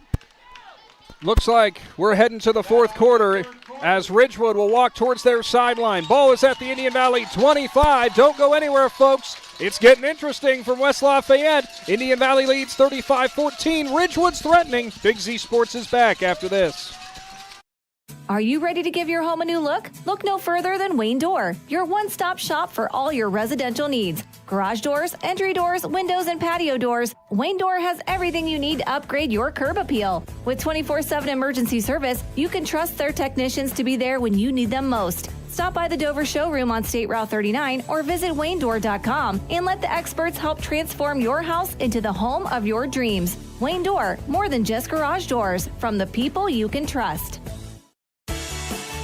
The certified public accountants at Niedenthal & Company believe in the value of relationships. Niedenthal & Company has been in business for over 50 years in your community, helping individuals and businesses grow. Niedenthal & Company can help manage and prepare your payroll, plan your estate, and prepare your business and personal income taxes. Stop into the Niedenthal facility on North Worcester Avenue in Dover and become a valued client today.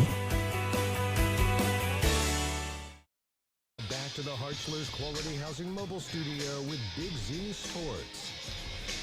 Well, there ain't no sleep in Brooklyn, according to the Beastie Boys, and there ain't no sleep till the end of this barn burner. 35-14, we've hit the fourth quarter. That lead might sound like it's been all Braves, but Generals have found something working here, and they are threatening again. Shotgun, Lammers fakes the sweep to McQueen. Wide open man down the field. Now the safety reacts late. It is over the heads of everybody into the end zone.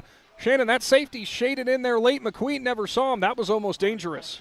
Yeah, and McQueen come up through there with that speed. I thought they was going to get him right there, but just a little out of the reach of both of them. 3rd down and 4 now.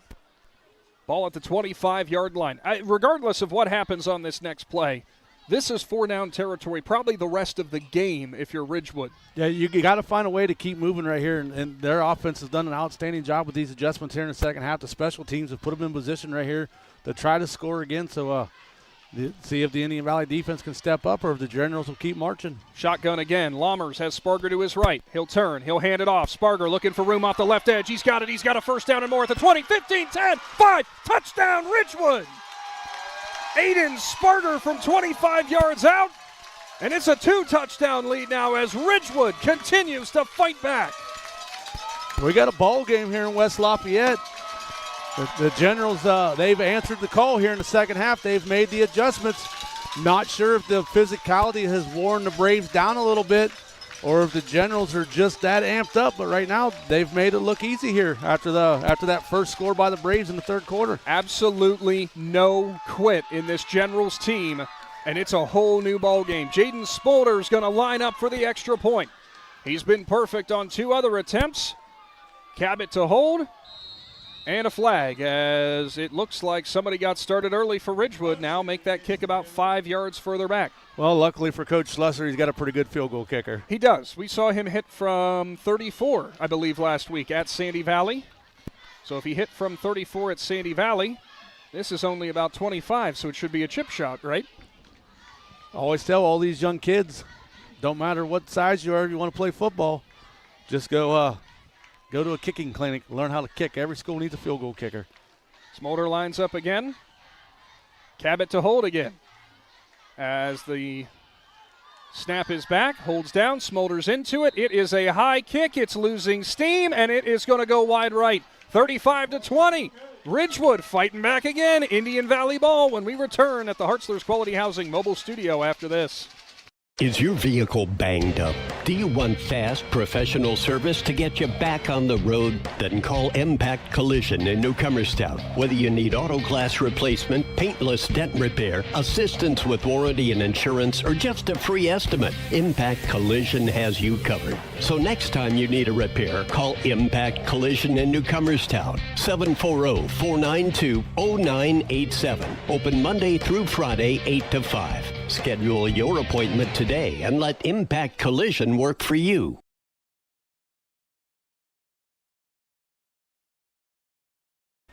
What a ball game. It's 35-20 now. Just into the 4th quarter. Down to the sideline with Tim Plants, brought to you by Hampshire Insurance. Tim, I don't think you're a betting man, but I have a feeling you could probably bet on what this kickoff's about to be.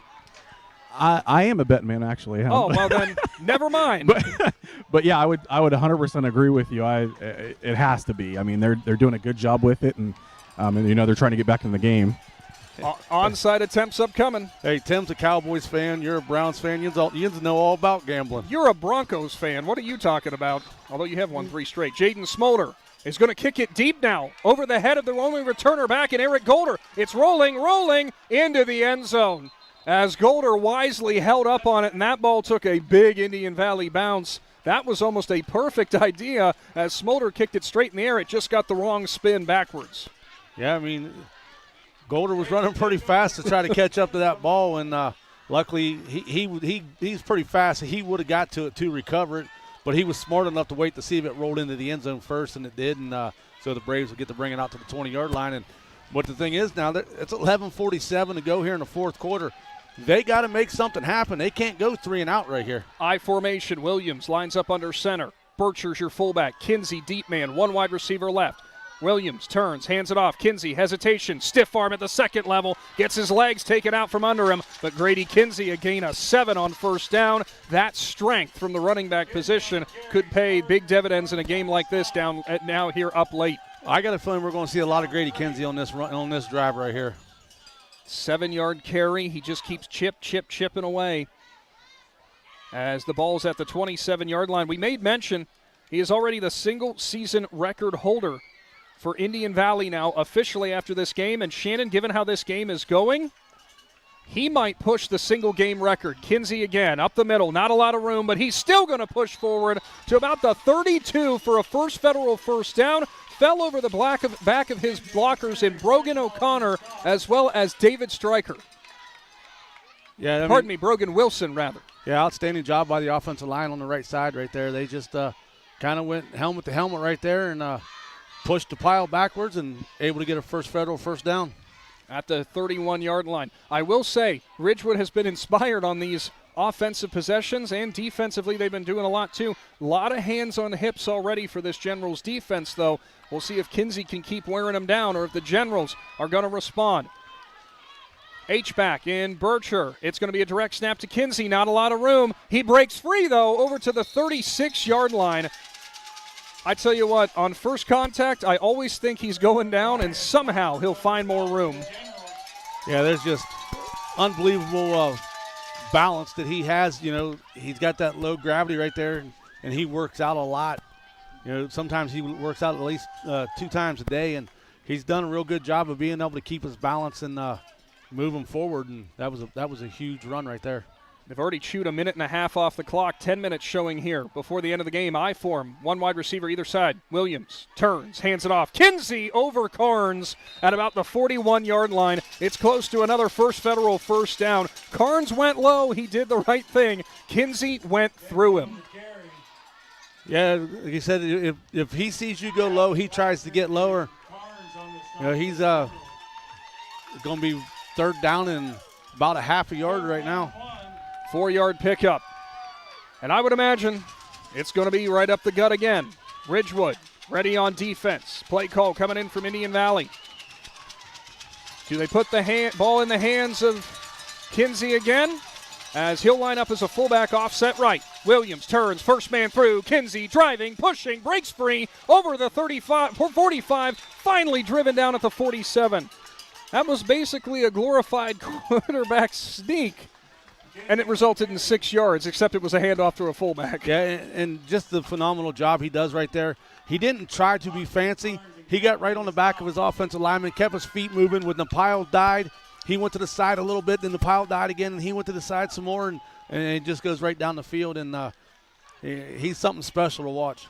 Certainly is, as it's a first federal first down. Under 9 minutes to go now. 47-yard line. 2 wide receivers right side. Bircher, H-back, up in the formation. Direct snap. Kinsey again. Williams sets the edge. Kinsey at the 50. Stiff arm at the 45, and he's down into Ridgewood territory. It was Jackson Cabot, though, who did pull Kinsey down, and he was fired up that he got him to the ground. Yeah, I mean, Cabot come up in there and hit Kinsey and was able to take him down, but it was after Kinsey got about 7.5 yards right there. It is marked at the 46. 2nd down and 3 upcoming. This is as old school as it gets right now. Well, after their last drive right here, Coach Lancaster's like, listen, we're not going to do everything that we have been doing.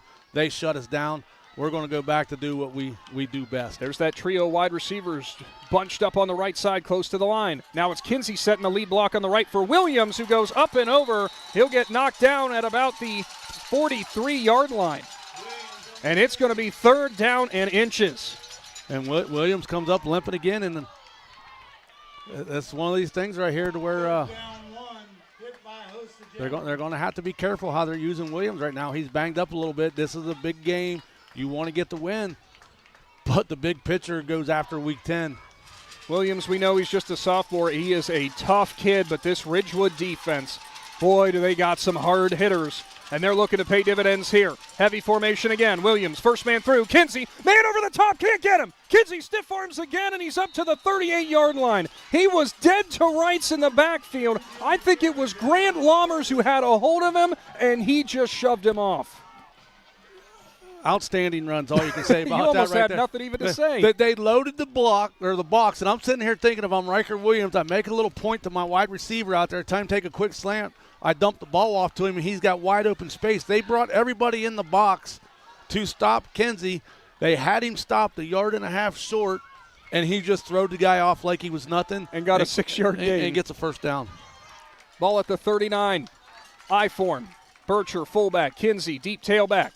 Turns, hands it off. Kinsey hit low. He'll get up to the 35-yard line, a gain of 4. Just chipping away. Indian Valley bleeding this clock. Now at the 35-yard line, 2nd down and 6. Under at 6.5 showing here in the 4th. Williams still a little hobbled, Shannon, as he's getting the play calls coming back and forth from the sideline. He has not really looked right since that hit a few series ago. Pistol formation. The way he's running, it might just be like a bruise on the thigh or something. It's not really a limp. It's kind of like a little hobble. Play fake. Back to pass is Williams. Nobody's open. He rolls out. Eric Golder streaking down the sideline, wide open, but a flag's in the backfield. Golder cuts middle of the field, down the left hash marks. He's into the end zone, but this flag is probably bringing it back. It is a touchdown, and it's holding. It was a 35-yard strike as Golder found the open space, but judging by where that flag come in from, Shannon, you and I knew it immediately. Yeah, there was too many linemen right there and too many guys trying to get pressure. Williams is doing what we've seen him do a lot this year. Him and Lammers do a lot of the things. They do a lot of dancing around back there in the backfield. Both those guys can make plays happen, but when you get your own linemen turned around, sometimes they commit the hold. Ball will go back to the 45-yard line. Newcomers down 28. So now, huge 3rd down here, as it will be 3rd and 16 after the hold.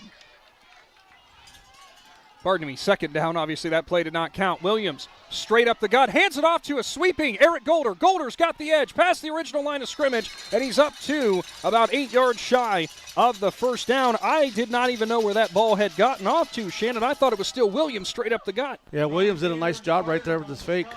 A quick Bear Carpet 1 scoreboard update. Malvern has taken a 10-point lead on Cumberstown, 38-28 in the 4th quarter. Dover on top of Mansfield Madison, 35-3. New Philadelphia leads Lexington 20-13. Sandy Valley 21, Claymont 7. Garaway all over Tusky Valley 49-7. Buckeye Trail defeats Strasburg 32-13. Toronto 62, Connaught Valley 27. 3rd down and 9. Direct read off the left side, direct snap to Kinsey. He gets Williams to have a lead block. He'll go off the edge, and he'll get a First Federal 1st down as Grady Kinsey got right around a mass of humanity, had a deadlocked on the left side, cut back in between the tackle and guard, and he gets up to the 25, a gain of 13. I have no idea yet, Shannon, but given all these runs by 22, he might be pushing that single game record. Yeah, well, he only needed 73 yards in the 2nd half. Well, this drive started on the 20-yard line, and he's got most of them. 5 minutes showing in the 4th. 1st and 10. I form again. Williams turns, hands it off. Kinsey off right tackle. Got a man on his ankle. Still trying to pull him, and he'll get knocked down at the 25-yard line. Or 23, rather. Well, I'll take that back. He only needed 73 yards after he had that 71 after the half to score that touchdown because he was at 293 after that 2nd half touchdown. So he only needed 73 yards after that, so he'll be close. It's going to be close for sure, but right now the task at hand is not records. It's putting this ball game on ice. 35-20, Indian Valley leads Ridgewood. 4.5 showing in the 4th. Under center again is Williams. Golder motions from right to left, one wide receiver out left. Williams turn, pitch play. Bircher sets a lead block for Kinsey, who's in again. Grady Kinsey takes it in from 23 yards out and has his 4th touchdown of the night.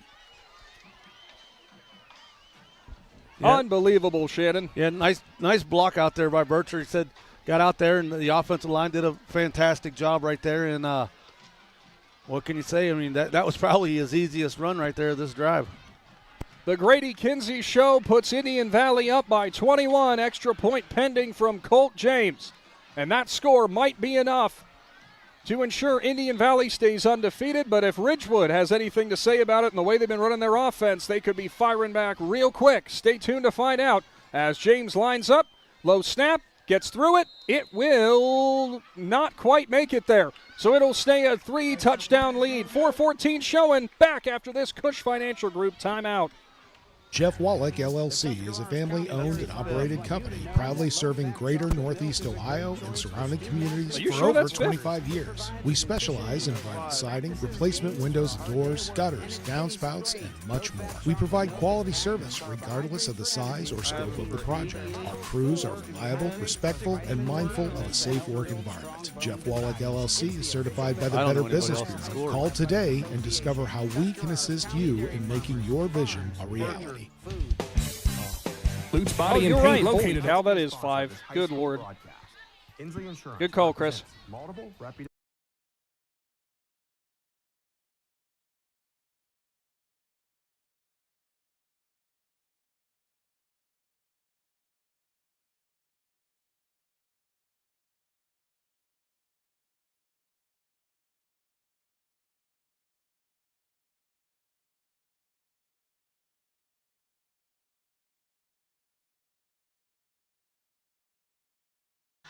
(41-24), 14 showing in the fourth as Indian Valley goes straight back to their star junior running back in Grady Kinsey, who, I have a correction, scores his 5th touchdown of the night. Colt James has a Cartoons of New Philadelphia kickoff teed up. He'll boot it deep. It's into the hands of Jackson Cabot at his own 15. Gets room off the left hash marks. Cabot's got a wide open space, but Colt James, the kicker, will grab a hold of him at about the 37-yard line and drive him down to the grass.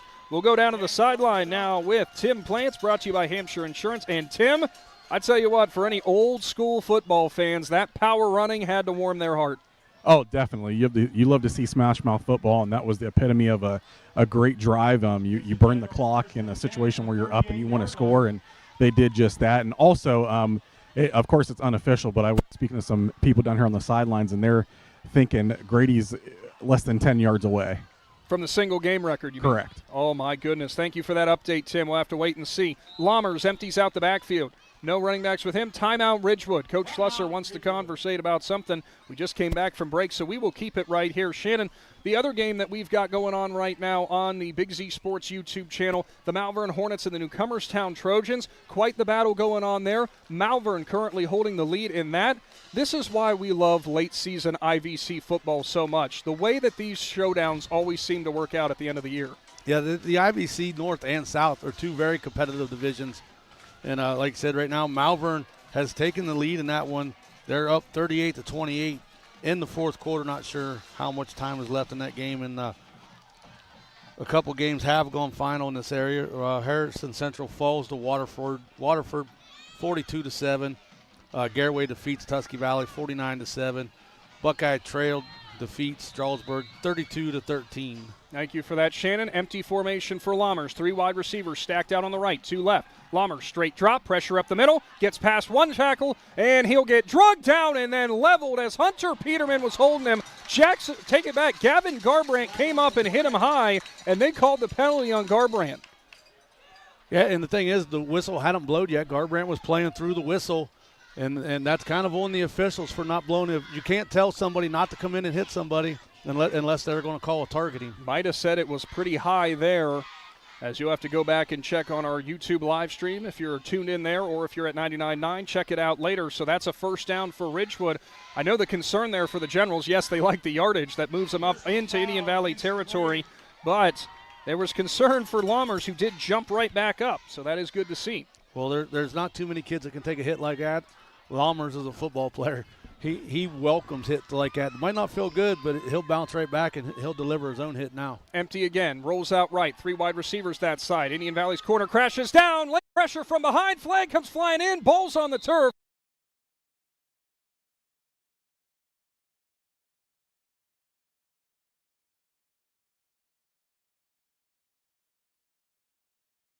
That might have been, Shannon, Caden Riggs again causing pressure.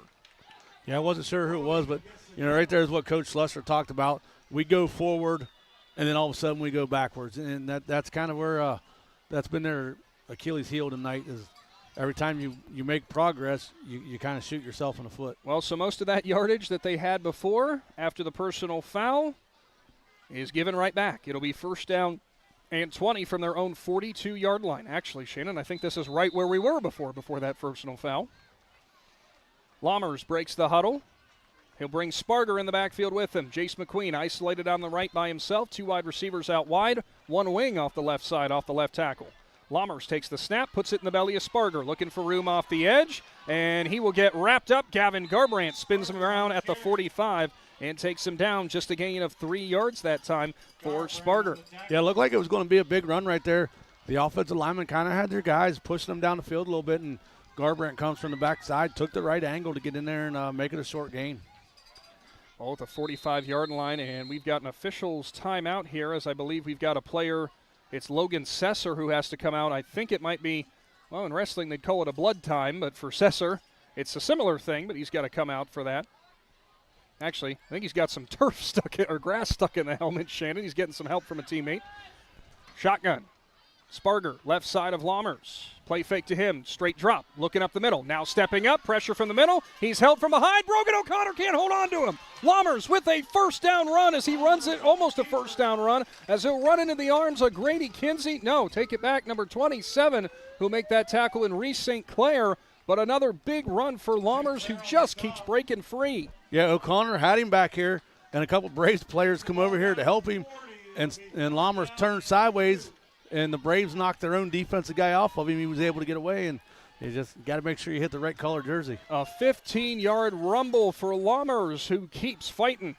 3rd down and 2. 2:15 showing on the clock in the 4th quarter. Generals down by 21. Under center now. Lammers, motion man from right to left, jet sweep action, and it will be into the hands of Bryce Tolliver, who will rumble forward and get a federal first down. He's up to the 33, 7-yard carry for the sophomore. Yeah, I'm shocked we haven't seen more of Tolliver with the ball in his hands tonight. He's just one of those, physical runners. He seeks to hit, and nice run right there by that young man. He seeks to hit. You're not kidding. We saw him earlier make contact with Grady Kinsey in the hole, and that was one heck of a collision there. 1:50 on the clock. Ridgewood going to have to keep hustling.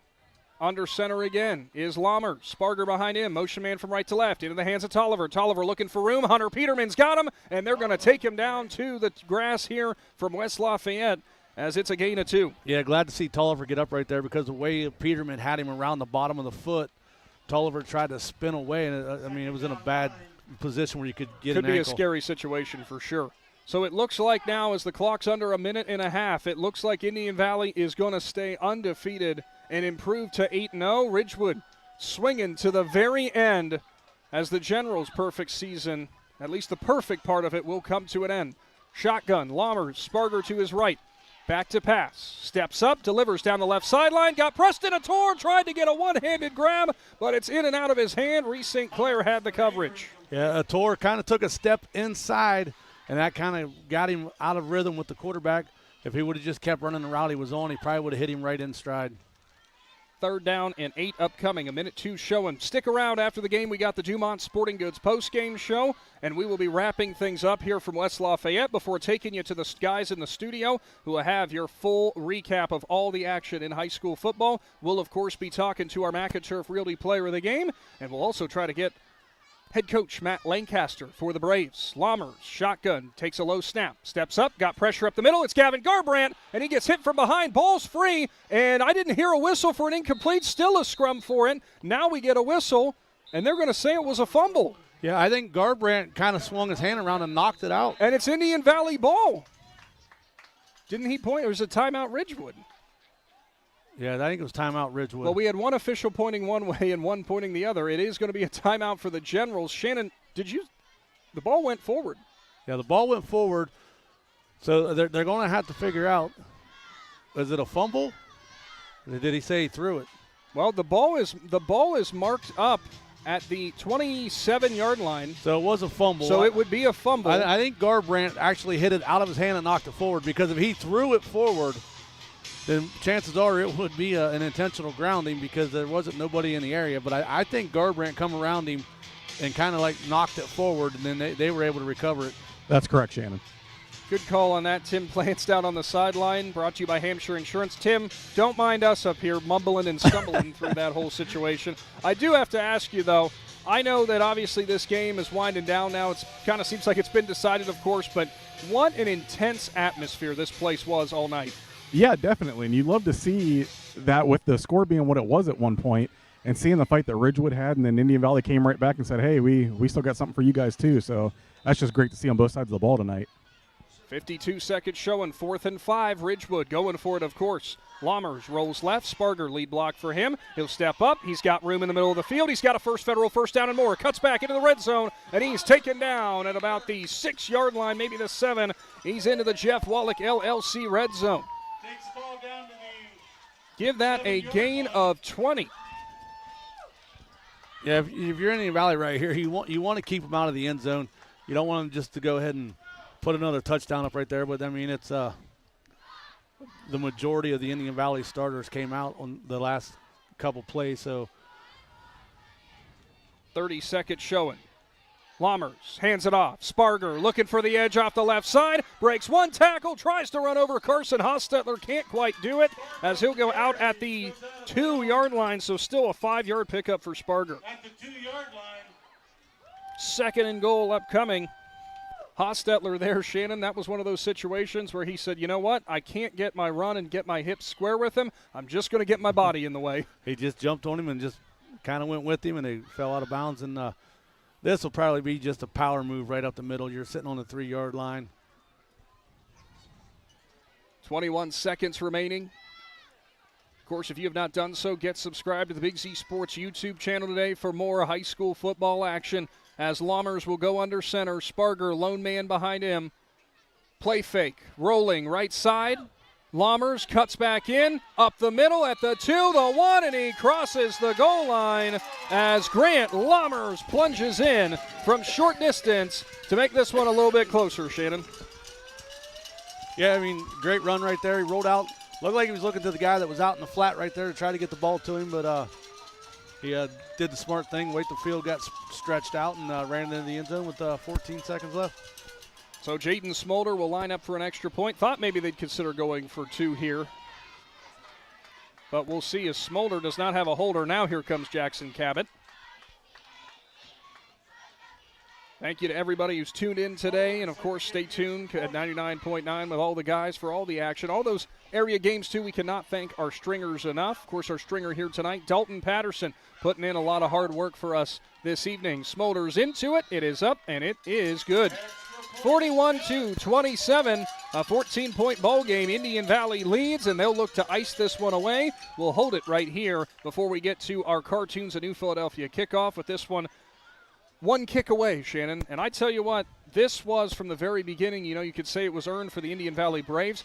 Any team in the Ridgewood Generals region, in Region 23, I believe, should be marking this game down as a little testament to how much you got to be ready for this Generals attack, how much you got to be ready for this Generals team that just does not quit. Yeah, this Generals team, they showed tonight that they can play with, one of the best in Division IV, and they have for years. They've played with a lot of great teams, and everybody thinks that they would be down a little bit, but it just shows you what Coach Schlusser and his staff has done here. These guys have fought this whole second half, and They kind of made everybody on the Indian Valley side take a big, deep breath earlier and kind of just get calmed down.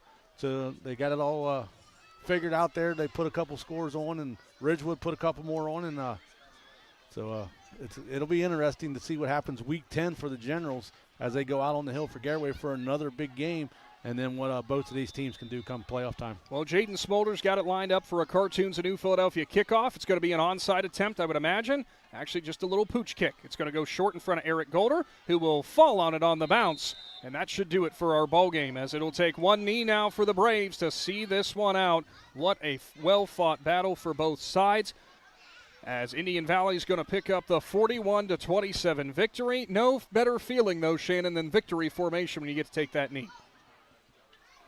Yeah, this is where you'll see all the starters come back out on the field. For one final go-round. Hey, we're the ones that did all this work right here. We're going to be the ones that take the victory knee right here. So Indian Valley improves to 8-0 on the season. Ridgewood will fall to 7-1 as we will wind this game down. Williams puts his knee to the grass, and that will do it.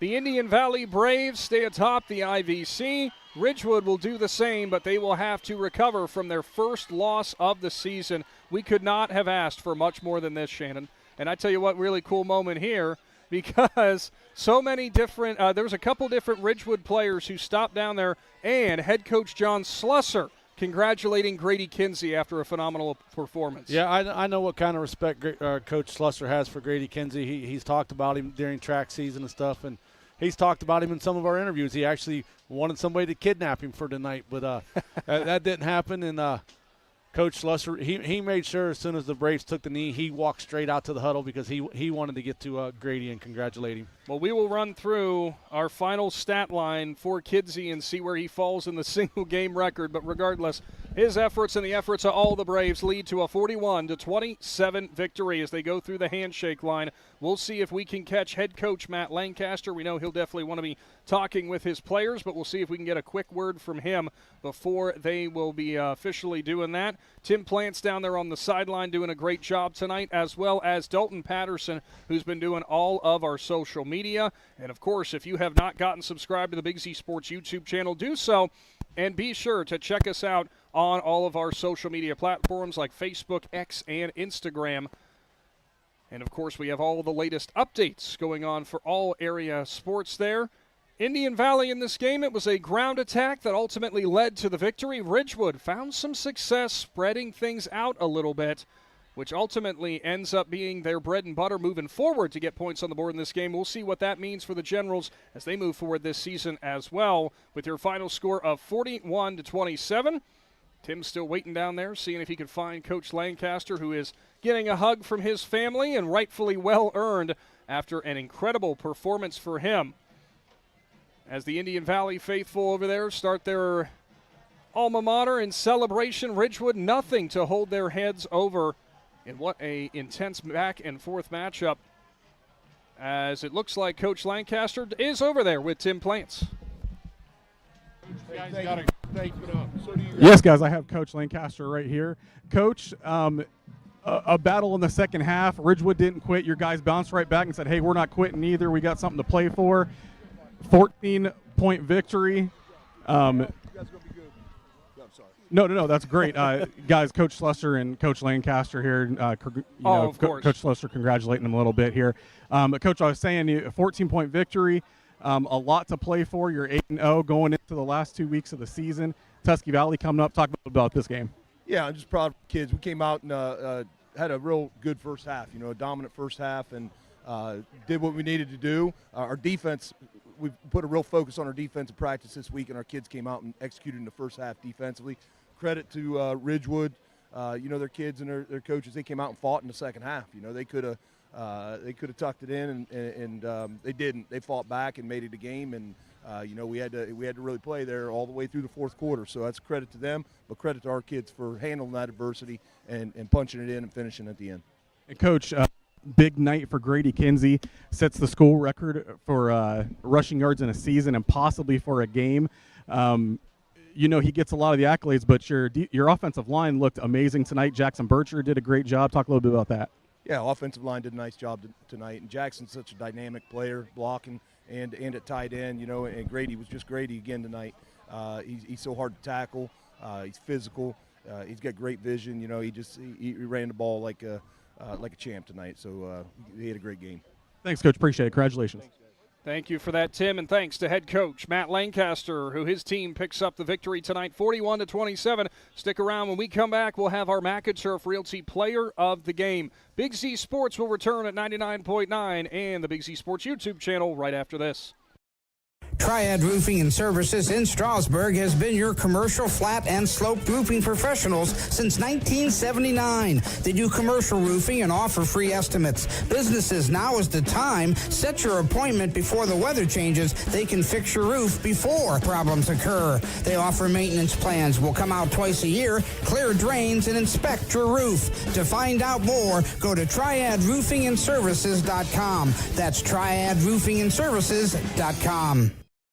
Other guys insurance, you got Kyle. Hey Kyle, it's Brenda. I was just reading through your proposal and I have a few questions. When we drafted up your proposal, we really aimed right down the middle. Sometimes wonder if your insurance agent true priority is more time on the golf course. At Hummel, we do insurance differently. Our expert advisors help you not only mitigate risk, but operate more efficiently, decrease employee turnover, and increase your bottom line.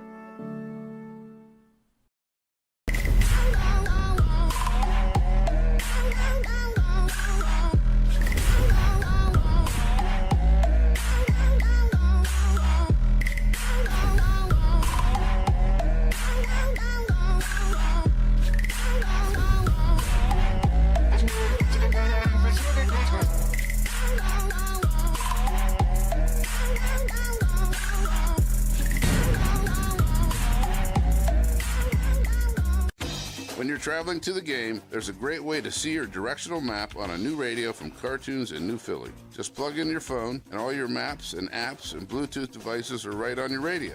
Cartoons carries a wide selection of Apple CarPlay and Android Auto radios from all of the name brands. From 7-inch screen radios to 10-inch screen radios, Cartoons has you covered. Stop in and see them on display and let Cartoons give you a demonstration. Cartoons, 517 West High Avenue in New Philly. Be there. Wendy's new breakfast 2 for $3 Biggie Bundles let you create your own delicious combo. Choose from a sausage biscuit, egg and cheese biscuit, small seasoned potatoes, and a medium hot coffee. But it's obvious which combo's the best. Sausage biscuit and small seasoned potatoes. Well, maybe it's the fresh cracked egg and cheese biscuit with a medium hot coffee. Or 2 savory sausage biscuits. Whichever you pick, you can't go wrong. Choose wisely. Choose Wendy's new 2 for $3 Biggie Bundles. Limited time only. U.S. price and participation may vary. Not valid in a combo. Single item at regular price. Ready to unleash your inner champion? At T County Boxing Academy in New Philadelphia, we're not just about throwing punches. We're about building confidence, discipline, and strength. Whether you're stepping into the ring for the first time or looking to sharpen your skills, our expert coaches are here to guide you every step of the way. Train like a pro, fight like a champ. T County Boxing Academy, where champions are made. Sign up today and start your journey to greatness. Hi, this is Zarek with Dover Philly Heating and Cooling. How healthy is the air you breathe? When air quality outside is bad, you can breathe easy inside your home with air purifiers, high-quality air filtration, and other fine products from Dover Philly Heating and Cooling. We are your local trained comfort specialist in downtown Dover, providing 24-hour emergency service since 1981. For all your home comfort needs, call us at 330-343-5511. We look forward to hearing from you. Thank you. The Tuscarawas County dairy farmers want you to know that low-fat chocolate milk is a great choice for student athletes and hard workers. It provides the nutrition needed after practices, games, or a hard day at work, and it tastes great. Low-fat chocolate milk is packed with carbohydrates for energy, proteins to repair muscles, fluids to rehydrate, plus vitamins and minerals to help build strong bones and bodies. It's the official beverage of the Ohio High School Athletic Association. Tuscarawas County dairy farmers. Farms, family, food.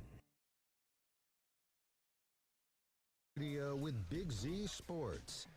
Back in for the final time tonight from the Hartzler's Quality Housing Mobile Studio. It's the Dumont Sporting Goods post-game show. And guess what, ladies and gentlemen? We have our McInturf Realty Player of the Game. And, oh, by the way, if you didn't know, he's a record setter. Tim, you want me to go through the final stat line before you come on here? As I'm waiting to see, I think Tim shook his head yes. 26 carries, 364 yards, 5 touchdowns. Tim, who's our McInturf Realty Player of the Game? It is once again Grady Kinsey, and rightfully deserved. Grady, as we were just talking, official numbers from Dusty Braun, 26 carries, 364 yards, 5 touchdowns tonight. 3 yards away from the single game rushing record, and you did set the school record for single season. It's been absolutely impressive to watch you run this year. But like I was telling those guys, you as a person, and you always putting your line and your blockers ahead of any accomplishments you have yourselves, you always make sure you give them credit. Talk a little bit tonight about how your running was affected by that. Okay, so first off, know them stats are from Dusty Braun. Knowing him, they might be a little suspect. But anyway, I think it really does come down to the line here. And, whenever I say it, I'm not trying to be humble. These guys are really thinking. They got to think a whole lot more than, me and the other ball carriers do. And they have a much more physical job that they have to be done.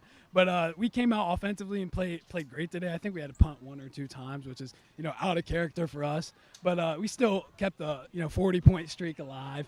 And most importantly, this was our point of emphasis all week at practice was, fix our defense. Coach Lane called it Operation Fix Our Defense. That was what we were calling it all week. So I think we did a good job with that in the first half. And then, towards the second half, they kind of started coming back. They had momentum. They had a great kicker at kicking it onside.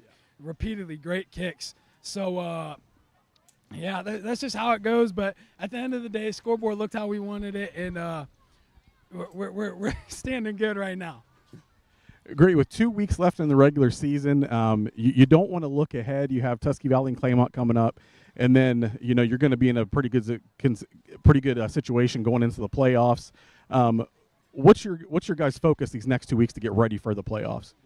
First off, our main priority is stay healthy, get healthy.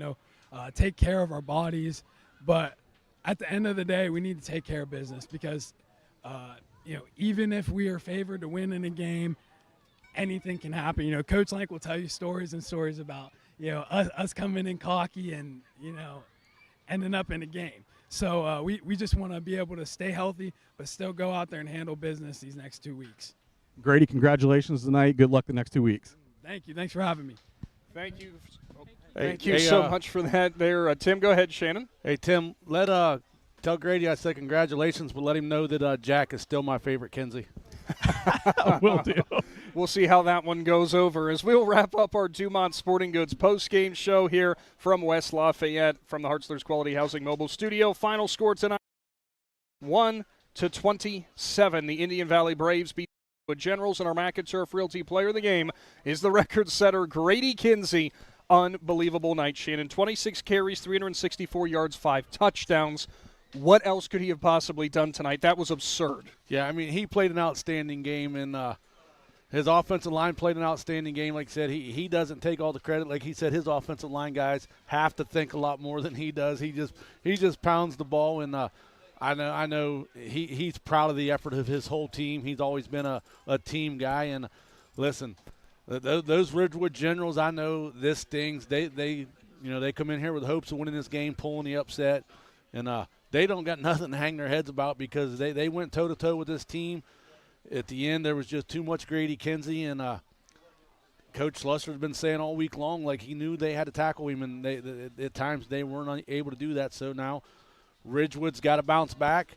Indian Valley's just got to – I don't want to say overlook their next 2 opponents, but on paper we know what it should be. So if they go in, just do what you do, and you'll get in and out of those games, and nobody will get hurt, and wrap up that IVC South Championship. Yeah, we'll certainly have to wait and see what happens with that as Indian Valley 8-0, Ridgewood 7-1 now, and that will do it for us here. We will kick it back over to the guys in the studio who've got you for the rest of the way from the Dumont Sporting Goods post-game show. For Shannon Thomas, as well as Tim Plants and Dalton Patterson, and the Claxon Communications crew tonight of Jaron Aber and Judd Bone, as well as John Wayne, pardon me. I am Nick McWilliams. Have a great night, Z Country.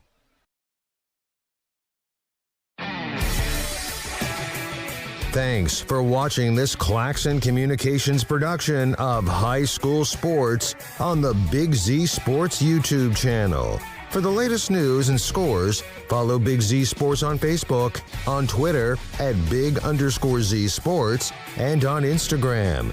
Don't miss any of the live stream coverage all season long by simply subscribing for free to Big Z Sports on our YouTube channel.